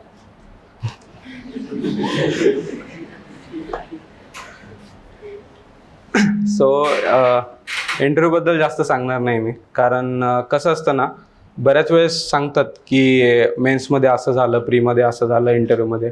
तुम्ही जसं पुढे जाल ना, तुम्हाला सगळे अनुभव येणार आहेत. प्रत्येकाचं मी जसं बोललो, मी नेहमी बोलतो की मला माझा स्ट्रगल सांगण्यात इंटरेस्ट नाही, कारण इथे बसलेला कोणाचा स्ट्रगल जास्त असेल और त्याचा प्रत्येकाची स्ट्रगल स्टोरी युनिक आहे. मग तो कसाही असो, काही असो, UPSC नाव आलं तर स्ट्रगल हा आहेच. त्याच्यामुळे इंटरव्ह्यू माझा वेगळा झाला, प्रत्येकाचा वेगळा झाला, पण जर तुम्हाला ओव्हरऑल जे म्हणतो ना आपण की एक कुतूहल असतं इंटरव्ह्यू काय असतं ते, तर 12th फेलचं आपण मूवी बघितली, लास्टला जसं इंटरव्ह्यू झाला त्यांचा, तर मोस्टली सगळं तसंच असतं. म्हणजे मी एंट्री मारताना मला पूर्ण तेच इमॅजिन होत होतं, तोच वॉकवे तसंच बसवून ठेवतात, आणि एक चेअरमन असतात, चेअरमनच्या साईडला 4 मेंबर असतात. तर अराउंड जे मी ज्या कॅबिनमध्ये एंटर केलं, लेफ्टनंट जनरल शुक्ला सर यांचा पॅनल होता. तर बराच मोठा होता, आणि सोफ्यावर बसलेले होते सगळे, चिलका तिकडे एक, इकडे एक, तिकडे, आणि समोर शुक्ला सर. सो आणि असं म्हणतात की अराउंड एक 20-25-30 मिनिट्स प्रत्येकाला मिळतात, पण जर त्यांना वाटलं की अजून टेस्ट करायचं आहे तर मग ते 40+ जाऊ शकतात. त्यांना वाटलं की कॅन्डिडेट इज गुड, की जमतंय सगळ्या स्किल्स आहेत, तर ते 15 or 20 मिनिट्समध्येही करू शकतात. काहींना वाटतं की 15-20 मिनिट्समध्ये इंटरव्ह्यू खराब गेला, पण ते 190+ स्कोअर करतात कधी कधी. और काहींचा 45 मिनिट्स+ जातो, त्यांना वाटतं की मी खूप चांगल्या वेळ कन्व्हर्स करू शकलो, पण ते 150च्या खाली येऊन लागतात. आणि मी म्हणजे माझा एक अराउंड 26-27 मिनिट चालला असेल. बाहेर एक असतात ते त्यांचे सर असतील और पिऊन असतील, ते आपल्याला सांगतात की तुम्ही यावेळेस आतमध्ये गेले आणि यावेळेस बाहेर आले. तर ते इंटरव्ह्यूचा एक्सपिरियन्स म्हणजे नेहमी मी म्हणेल की एक युनिक एक्सपिरियन्स आहे, जो लाईफमध्ये एकदा तरी करायला हवा. म्हणजे एकदम असं सिनेमॅटोग्राफी वाटते, एकदम मूवी टाईप एंट्री करताना. म्हणजे मी ते UPSCचं नाव बघितलं, वरती बघितलं, एक 3-4 घारी फिरतायत, आणि एक आपलं फिलॉसॉफिकल माइंड झालेलं असतं तेव्हा, तर ते एक जोश वेगळा असतो तो मध्ये जाताना वगैरे. तर आहे एक एक्सपिरियन्स नक्की युनिक आहे. पर्सनलाइज कूलर असतं तिथे बसल्यावर प्रत्येकाला, आणि आतमध्ये पण म्हणजे येताना जाताना चेकिंग केली जाते. म्हणजे वॉशरूमला जरी तुम्ही आले तरी आतमध्ये जाताना चेकिंग होते. ते विचारतात तुमचा इंटरव्ह्यू झाला आहे का, नाही म्हटलं तरच मध्ये सोडतात. बॅग्स वगैरे लांब आणि ड्रिंक्स, केक असतात मध्ये, चहा. तर म्हणजे ते प्रॉपर UPSCचं एक आहे की मी ऑब्झर्व केलं की इतकी चांगली मॅनेजमेंट करतात आणि इतकं काळजी घेतात ते आपलं, की तुम्हाला तिथे काहीच म्हणजे मला माहीत नाही, पण मी एक ऑब्झर्व केलं की त्यांच्या डोक्यात एकच असतं की ह्या विद्यार्थ्याचा माइंडसेट नाही खराब झाला पाहिजे, की काही कमी पडलं, याचं काही डॉक्युमेंट्स राहिलं, झेरॉक्स नाही आणली, त्यांच्याकडे सगळं अवेलेबल, इव्हन फोटोसुद्धा काढून देतात ते आपला, जर फोटो ऑनलाईन नसेल और आप मॅच होत नसेल तर. तशी सगळी मॅनेजमेंट ठेवतात ते आपल्याला. आणि येस सर, कोई बात नाही सर, नो इश्यूज वगैरे ह्या भाषेत ते आपल्याशी डील करतात, जेणेकरून त्याचा इम्पॅक्ट इंटरव्ह्यूमध्ये नाही होणार. कारण कोण 4 वर्षाची जर्नी, 5 वर्षाची जर्नी, 8 वर्षाची, त्या एका सेंटेन्समुळे मूड नाही खराब करायचा. आणि जसं मी बोललो एस्केप पाहिजे असतं ब्रेनला, तेच डोक्यात चालू असतं.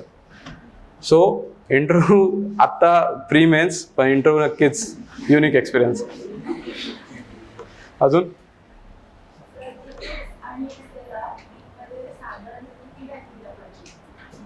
कशासाठी? इथिक्स आणि एसे प्रिपरेशनला और प्रिपरेशनला एसेचं प्रिपरेशन मी असं म्हणेल की ते तुम्ही जसं ओव्हरऑल प्रिपरेशन करतात त्याच्यातच तुमचं प्रिपेअर होत राहतं. जसं मी एसेच GS4 बद्दल बोललो की तुम्ही ते एक्झाम्पल्स काढतात, डेफिनेशन लिहितात, तेच तुम्ही एसेमध्ये यूज करतात.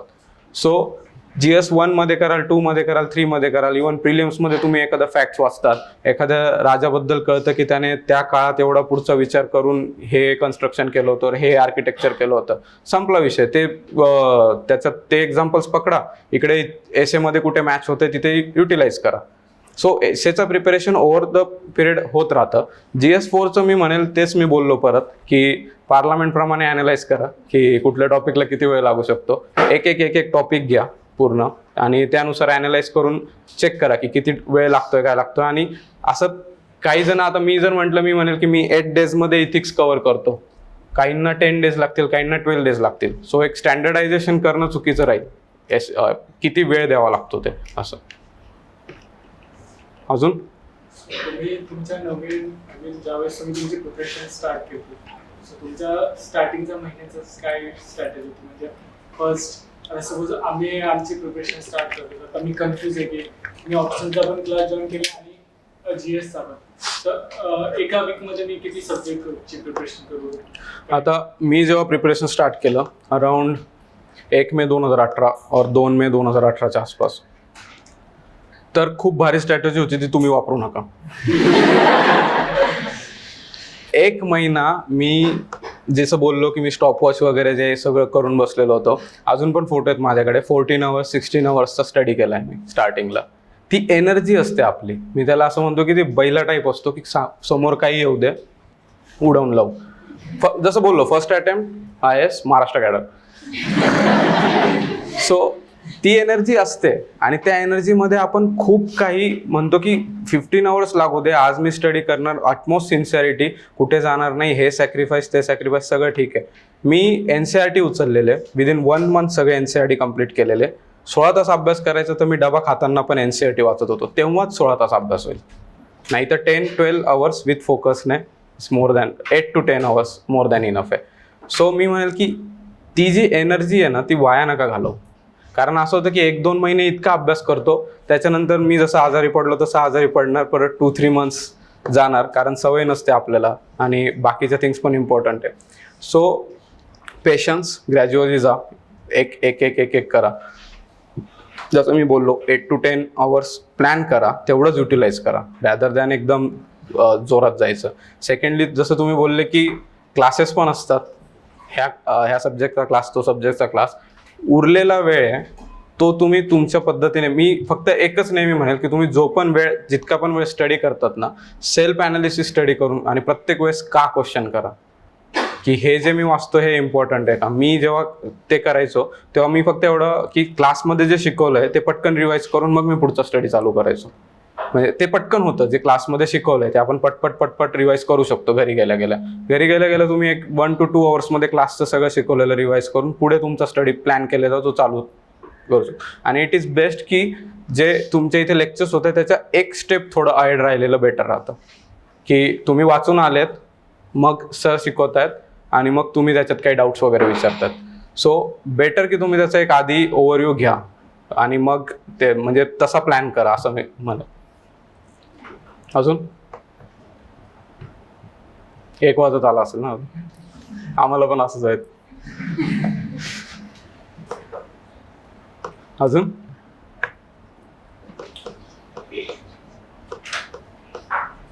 ओके ठीक आहे. आणि हा आता एक लास्ट डाऊट जे त्यांनी विचारला होता की 3-4 वर्षात काय शिकले की जेणेकरून काय चेंजेस तुम्हाला वाटले की हे करायला पाहिजे. मी नेहमी तेच म्हणतो की सरांनाही बोललो मी आणि बऱ्याच वेळेस बोलतो की मला गायडन्स नाही करायचं आहे, कारण गायडन्स करणारे इथे खूप आहेत, मला फक्त एक्सपिरियन्स शेअर करायचा आहे. आणि मी त्या दिवशी पण बोललो की लाईफमध्ये खूप सारे शिकवणाऱ्या थिंग्स असतात, बुक्स आहेत, वेगवेगळे पर्सन्स आहेत, आई वडील आहे, मित्र आहे किंवा शत्रू पण इव्हन आपल्याला शिकवून जातात, पण अनुभव हे सगळ्यात जास्त शिकवून जातो. मग मी ते नेहमी तेच म्हणतो की अनुभवातून शिका, पण दुसऱ्याचा. मी जो अनुभव घेतला त्यातून तुम्ही शिका, म्हणजे तुमची जर्नी शॉर्टन होईल. कारण मला माहिती आहे कुठे स्पीड ब्रेकर आहे, मला माहिती आहे कुठे खड्डा आहे. सो ते टाळत पुढे जा, म्हणजे गाडीचं स्पीड कमी करावं नाही लागणार. सो मी नेहमी तेच, म्हणून मी आत्ता हे माझे जेवढे सांगितलं ते अनुभवातून सांगितलं. तर एक सांगेल, एक ॲडवाईस राहील ती मी पहिलेच देऊन देतो. एक, तुम्ही आत्ता ग्रॅज्युएशन वगैरे काही करत असाल और तुम्ही तुमचे काही तुमची फील्ड असेल ग्रॅज्युएशनची, त्या फील्डला तुम्ही अपडेटेड ठेवा, कारण ही परीक्षा खूप कॉम्पिटिटिव्ह आहे. आत्ता सक्सेस स्टोरीज बघितले जातात, फेल्युअर स्टोरीज पण आहेत, त्या नाही आहेत असं नाही आहेत. सो प्लॅन बी रेडी असू द्या. मी म्हणणार नाही की त्याच्याच मागे लागा, तो प्लॅन बी आहे, ए नाही आहे. सो फक्त डोक्यात असू द्या. आणि आम्हाला पण आता इन सर्व्हिस जेव्हा सर्स भेटतात किंवा जे ऑफिसर्स भेटतात ते एकच गायडन्स करताना एकच सांगतात की स्वतःला अपडेटेड ठेवा, स्किल्ड ठेवा. आणि मी पण इथे तेच म्हणेल की तुम्ही पण तेवढं अपडेटेड करत राहिलं ना, जरी UPSC नाही तरी बाकी ठिकाणी खूप ऑपॉर्च्युनिटीज लगेच ओपन होतात, कारण तुमची तेवढी वर्थ आणि व्हॅल्यू क्रिएट झालेली असते. म्हणून मी UPSCच्या बाबतीत पण म्हणतो की UPSC फक्त स्टडी नाही आहे ना, तो एक पर्सनॅलिटी डेव्हलप करायची जर्नी आहे. त्या पद्धतीने करा. जसं इंटरव्ह्यू प्रिपरेशन जरी आपण लेट चालू करणार असलो तरी आत्तापासून आपण जे स्ट्रेस, जे अँझायटी जे फेस करतो त्याच्यामुळे एक पर्सनॅलिटी प्रेशर अंडर बिल्ड केली जाते. आत्ता असं असतंय थोड्या दिवसात की किती टेन्शन येऊ द्या काही वाटत नाही, कारण खूप सहन केलेलं असतं आणि त्याच्यात ते त्या टेन्शनखाली जगण्याची, डिसिजन मेकिंग करण्याची पॉवर आपल्याला ती स्किल डेव्हलप केलेली असते आपण. सो UPSCला एक लाईफ मानायची गरज नाही आहे, मी तरी तेच म्हणेल. मी आधी पण फर्स्ट सेकंड अटेम्प्टला तसंच की लबासना आहे आणि लबासनाचे व्हिडिओज आहेत और UPSC आहे. सो आधी वाटायचं ते, पण UPSC ॲज अ एक्झाम ट्रीट करा. It's just a battle, not a war. So ती छोटी लढाई आहे, आपली वॉर मोठी आहे आणि लाईफ पण खूप मोठी आहे या UPSCच्या याच्यामुळे. कारण बऱ्याचदा मी बघतो की खूप जण डिमोटिवेटेड राहतात, अँझायटीमध्ये राहतात. इथे बोलणं सोपं आहे, मला मान्य आहे हे सगळं, कारण खूप जणांच्या वेगवेगळ्या सिच्युएशन्स आहेत. मलाही जेव्हा टॉपर्स सांगायचे की UPSC एक्झामप्रमाणे ट्रीट करा, मलाही तेव्हा वाटायचं की इतकं सोपं नाही आहे, खरं सोपं नाही आहे, पण ह्या गोष्टी तुम्ही इंटरनलाइज केल्या पाहिजे. मी नेहमी म्हणतो की मग UPSCच्या पर्सनॅलिटीमध्ये हॉबीज विसरू नका, जे बरेच जण करतात. खूप जण चांगले आर्टिस्ट असतात, खूप जण स्पोर्ट्स प्लेअर असतात, जे या एक्झामच्या प्रिपरेशनमध्ये, तो आता जसं मी म्हणेल की मी एक आर्टिस्ट होतो, सर बोलले, तर मी तो सूरज विसरून आलेलो होतो. तो फक्त प्रिपरेशन करणार, बुक्स वाचणार. तर ह्या सगळ्या थिंग्स विसरू नका, ते तुम्ही कॅरी करत राहा तुमच्या, जेव्हा तुम्हाला फ्री टाईम भेटेल. और मी म्हणेल की फ्री टाईम काढा प्रिपरेशनमधून ह्या थिंग्स करायला. तुम्ही तुमच्या हॉबीज जोपासा, जेणेकरून तुम्हाला इंटरव्ह्यूमध्ये पण याचा फायदा होतो. सेकंडली मी जसं बोललो की अँझायटीबद्दल बोललो, ज्या सेल्फ ॲनालिसिसमध्ये, ते एक ब्रेक घ्या. जसं मी बोललो, Sunday is a essay day आणि नंतर फ्री. 3-4 वाजेपर्यंत एसे एखादा प्रिपेअर करा और तुमचं रिव्हिजन असेल ती बाकी केली, नंतर मी सुट्टी घेणार. इव्हिनिंगला मी टाईम माझ्यासाठी टाईम स्पेंड करणार. सो हे ब्रेक घेऊन तुम्ही तुमची अँझायटी लेवल कमी करू शकता. जे डिमोटिवेशन येतं, रोज रोज रोज तेच चाललंय, तीच खुर्ची तेच टेबल, सो ह्या थिंग्स आहेत, ह्या मॅनेज करायला तुम्ही ते करा. सेकंडली म्हणून हॉबीजसोबत एक एक्सरसाइज ठेवा. माझा पर्सनल ओपिनियन आहे, मी त्या दिवशी शेअर केला.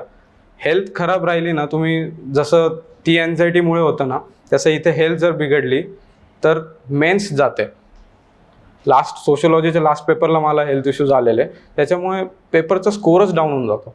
मग काय फायदा इतक्या वर्ष तुम्ही मेहनत करताय, और मी 2 तास 5 तास झोप घेऊन 16, 17, 18 तास स्टडी करतोय.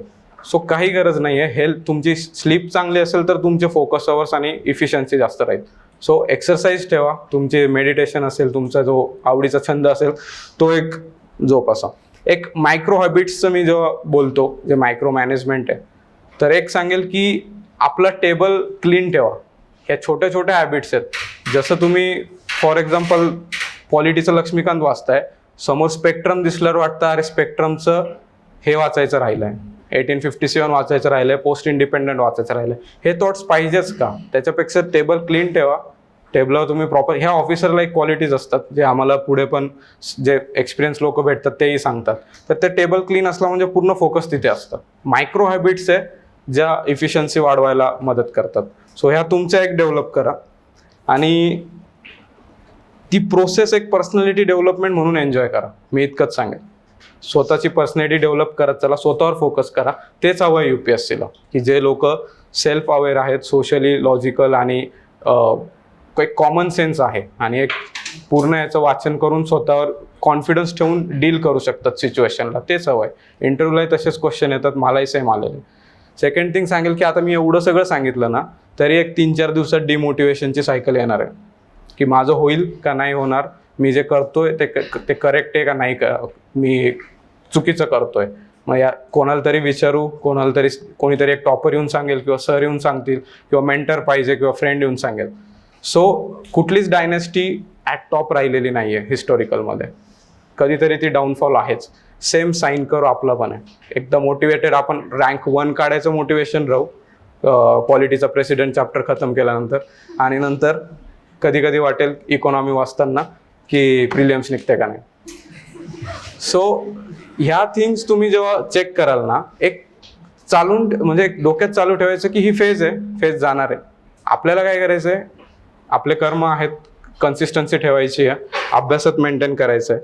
आणि ती कन्सिस्टन्सी मेंटेन ठेवण्यासाठी मी तुम्हाला सांगेल की टाइम टेबल, जे मी बोललो की ते फॉलो नाही होणार, डिमोटिवेशन आहे, पण तुम्ही 3दा 4दा 5दा टाइम टेबल खोडा, परत बनवा.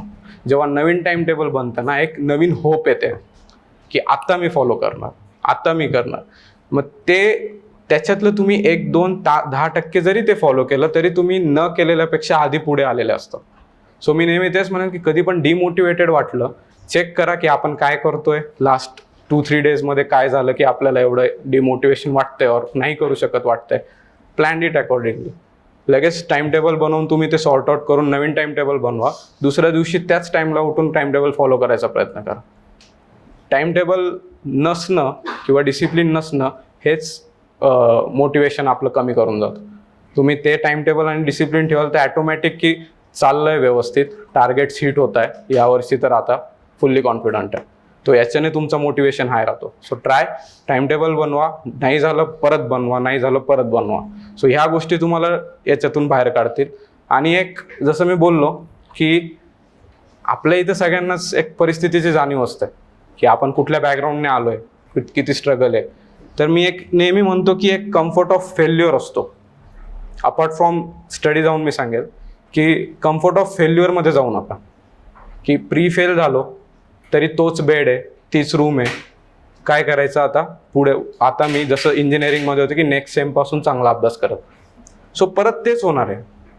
त्या फेल्युअरच्या कम्फर्टमध्ये जाऊ नका की चेंजेसच काही जाणवत नाही लाईफमध्ये. आणि हे खूपदा होतं, त्या विशेष सायकलमध्ये आपण पडतो की फेल झालं तरी तीच रूम भेटते, घरून पैसे येत आहेत, अभ्यास करायचा द्यायचं, परत मेन्सवर प्री फेल झालं परत त्याच रूममध्ये परत तसं स्टडी करतो. मी रूम चेंज करा असं नाही म्हणत, मी त्या कम्फर्टमध्ये जाऊन.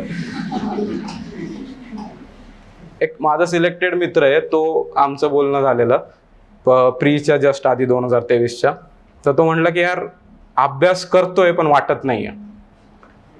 परत सायकोलॉजीवर येतो मी, कारण आपला तो माइंड गेम असतो. जेव्हा फरशीवर किंवा एक सॅक्रिफाईस करून झोपतो ना, ती जाणीव येते की नाही यार हे चेंज करायचं आहे. जेव्हा आईवडिलांचे फोन येतात, काही प्रॉब्लेम्स येतात, तेव्हा आपल्याला ती जाणीव वाटते. तर ती जाणीव ठेवा, त्या कम्फर्टमध्ये वाहून नका जाऊ. कारण 5ला जायचं, 5:30, 6, 6:30, 7पर्यंत गप्पा मारायच्या, येऊन पुस्तक हातात घेऊन 2 पेज पलटले का जेवणाची वेळ येते, परत ते जाते. कारण ह्या परीक्षेत आपण स्वतःहून आलोय, कोणी फोर्स नाही केलाय, हा आपला डिसिजन. सो इथून म्हणजे चालू महिने किंवा खतम मेही करूंगा. सो त्या टाईपमध्ये एक ॲटिट्यूड ठेवा, परिस्थितीची जाणीव, आणि त्या कम्फर्टच्या फेल्युअरमध्ये जाऊ नका, फेल्युअरच्या कम्फर्टमध्ये जाऊ नका. आणि एक जसं मी बोललो की एक नाही म्हणायला शिकलं पाहिजे. बऱ्याच वेळेस असं होतं की आपण मित्र आला किंवा नातेवाईक आला तर नाही म्हणणं म्हणजे स्वतःलाही आणि दुसऱ्यालाही. स्वतःलाही नाही म्हणायला शिका की नेक्स्ट एपिसोड नाही, आणि दुसऱ्यालाही नाही म्हणायला शिका की नाही यार महाबळेश्वर आज नाही जमणार, और दुर्गा और बाकी नाही जमणार आज. तर हे नाही म्हणायला शिका. जेव्हा नाही म्हणायला शिकणार तेव्हा वेळ हो म्हणायला शिकतो. मी हे ऑब्झर्व केलंय आणि अनुभवातून शिकलोय की खूप वेळ आहे आपल्याकडे, पण या छोट्या मोठ्या थिंग्सवर आपण वेस्ट करतो आणि दुसऱ्याचं याच्यावर खापर फोडून मोकळं होतो. सो हे नाही म्हणायला शिका तुम्ही प्रत्येक वेळेस. कारण बऱ्याचदा इंस्टाग्रामवर और दुसरं असेल, सोशल मीडिया असेल, आजकाल मी बऱ्याच जणांशी बोललो की मग इंस्टाग्रामची काय गरज आहे. ते म्हणे की इंस्टाग्रामवर पोस्ट येतात MCQच्या, त्या मी डेली सॉल्व करतो. मग म्हटलं एक MCQ सॉल्व करायला किती वेळ लागतो. मग म्हणे हार्डली लागत असेल एक 5-10 मिनिट मॅक्स, सगळे पकडले तरी. म्हटलं मग आता इंस्टाग्राम युजेस किती आहे, तर तो एक 7-8 तास इंस्टाग्राम यूज असेल. मग ह्या जर थिंग्स होत असतील तर माझे ते 2 MCQ सॉल्व करून फायदा काय माझा. सो एक रील पुढे चाललंय, सोशल मीडिया चाललंय, एक फोटो टाकला तरी 10 वेळेस आपण चेक करतोय कोणाचा लाईक आला, कमेंट आला. ह्या गोष्टी आत्ता मी करतोय, मी पण तेच करतोय, पण आत्ता मला ते गिल्ट नाही वाटत आहे. तुम्हाला त्या 2 तासानंतर गिल्ट वाटणार आहे आणि त्या गिल्टच्या नंतर तुमचा अभ्यास पण नाही होणार आहे. सो बेटर अनइन्स्टॉल करा, काही फरक पडत नाही. मी जसं बोललो 1 ते 2 मेला मी सोशल मीडिया पूर्ण अनइन्स्टॉल केलं. मला कम्प्युटर गेमिंगचा इंटरेस्ट होता, मी सगळे गेम्स अनइन्स्टॉल केले. सो हे पण असतं की तुम्हाला ती ट्रॅकवर आणून ठेवतं माणूस. जर मी ते ठेवले असते तर कधीतरी इंस्टाग्राम ओपन केलं असतं, परत मग मित्रांचे फोटो पाहिले असते, मोठमोठ्या पॅकेजेसचे, प्लेस्ड इन डॅश कंपनी, इकडे फिरायला गेलाय. ह्या पण थिंग्स काय करायचं आहे आपल्याला, आपण नंतर करू या सगळ्या things. So social media better की तुम्ही लांब ठेवा. मोबाईलचे युजेस किती आहे तेही लांब ठेवा. सोशल मीडियाने कुठलंही काम अडत नाही. सो ते एक मायनस करा. नंतर मी जे बोललो की प्रॅग्मॅटिक, 16 तास अभ्यास नाही होत, 18 तास अभ्यास नाही होत. 5 दिवस 10 दिवस आधी UPSC क्रॅक करायची. ते 1 महिन्याआधी तुम्हाला येतील आता नोटिफिकेशन्स यूट्यूबवर की 1 month plan to crack UPSC prelims 2025, 2 months plan. नाही होत्या. प्रॅग्मॅटिक राहा, प्लॅन ठेवा, एक डिसिप्लिन आणि कन्सिस्टन्सी ठेवून पुढे जा. सो आणि एक सेल्फ कॉन्फिडन्स मी म्हणतो, ही एक्झाम इटसेल्फ, बरेच जण, मी एक ॲस्पिरंटला एक डायलॉग ऐकला होता की कॉन्फिडन्स जमीन के नीचे आहे, इतके फेल्युअर्स बघितले. तर हो, ॲस्पिरंट्स जेव्हा प्रिपेअर करत होतो तेव्हा खरंच असं होतं की पटकन मित्रांसोबत, म्हणजे एकदा एंगेजमेंट होती तरी मला त्या स्टेजवर जायला म्हणजे असं कॉन्फिडन्स येत नव्हता. कारण आपला नॅशनल अटायर असतो टी-शर्ट आणि एक काय म्हणतात नाईट पॅन्ट टाईप आणि स्लीपर. सो पण तुम्ही जेव्हा ह्या प्रोसेसमधून बाहेर याल ना, तेव्हा तुम्हाला कळेल ह्या एक्झामने किती कॉन्फिडन्स क्रिएट केला आहे लाईफमध्ये. कॉन्फिडन्स इतका असतो की येऊ दे कुठले पण चॅलेंज टॅकल करणार. कारण याच्या व्यतिरिक्त काय होणार आहे अजून. इतकं फेस केलंय, इतकं केलंय. काही जण फर्स्ट अटेम्प्टमध्ये निघून जातात, second attempt, third attempt, fourth attempt. एक कॉन्फिडन्स ठेवा, सेल्फ कॉन्फिडन्समध्ये. काही जरी चॅलेंज आलं, किती जरी मार्क्स कमी पडले, 80चा डिफरन्स राहिला, 2 मार्क्सचा डिफरन्स राहिला, नेक्स्ट इयर मी काढतो.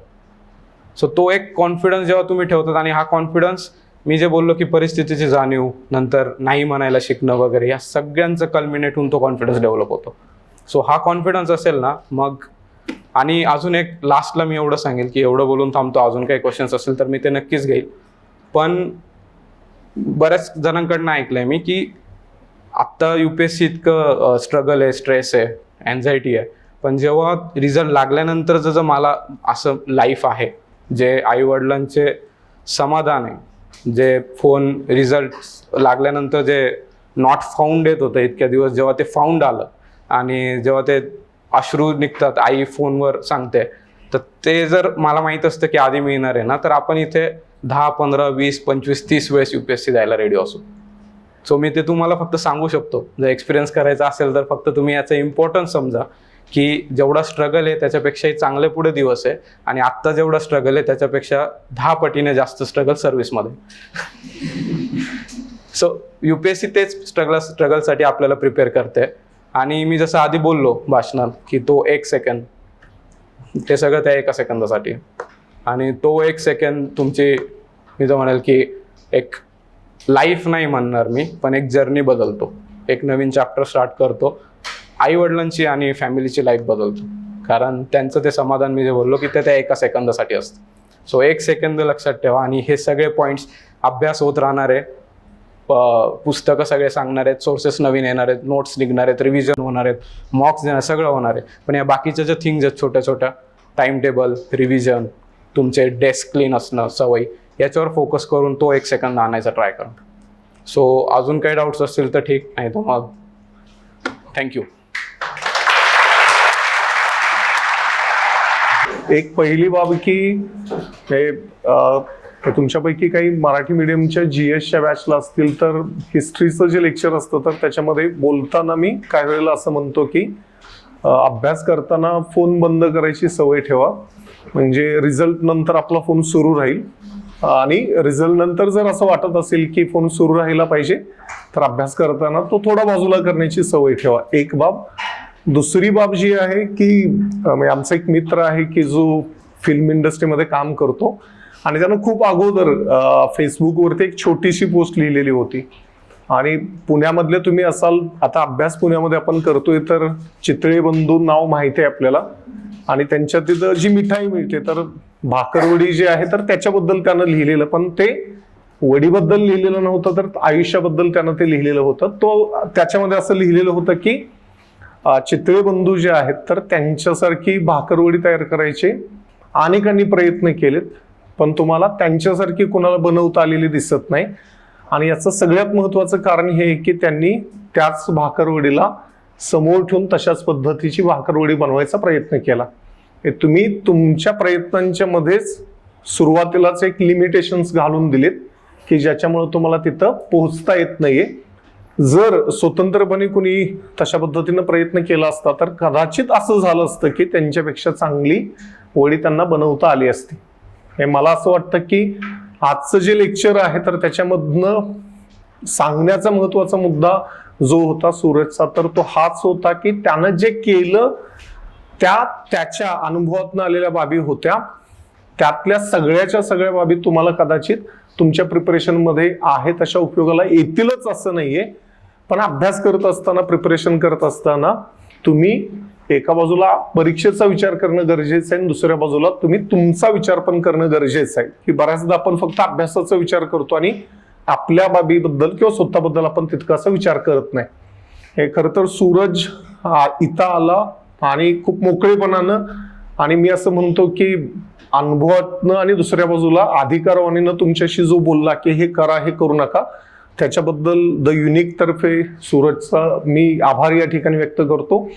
दुसरी बाब की तुम्ही एवढा वेळ शांतपणे हे सगळं डिस्कशन ऐकलं तर त्याच्याबद्दल पण तुमचे या ठिकाणी मी आभार व्यक्त करतो. आणि प्रश्न जे विचारले, आता असं नाही की सगळेच प्रश्न तुमच्या मनामधले संपलेले असतील, बरेचसे प्रश्न असतील आणि अशा पद्धतीची जी वेगवेगळ्या टप्प्यावरती इंटरॅक्शन्स होतील तर त्यातनं पण त्या प्रश्नांची उत्तरं तुम्हाला मिळत जातील. पण शेवटी तुमच्या प्रश्नांची उत्तरं तुम्हालाच शोधायची असतात. चालतंय, थांबू आपण. मी परत एकदा सगळ्यांचे आभार व्यक्त करतो. थँक्यू.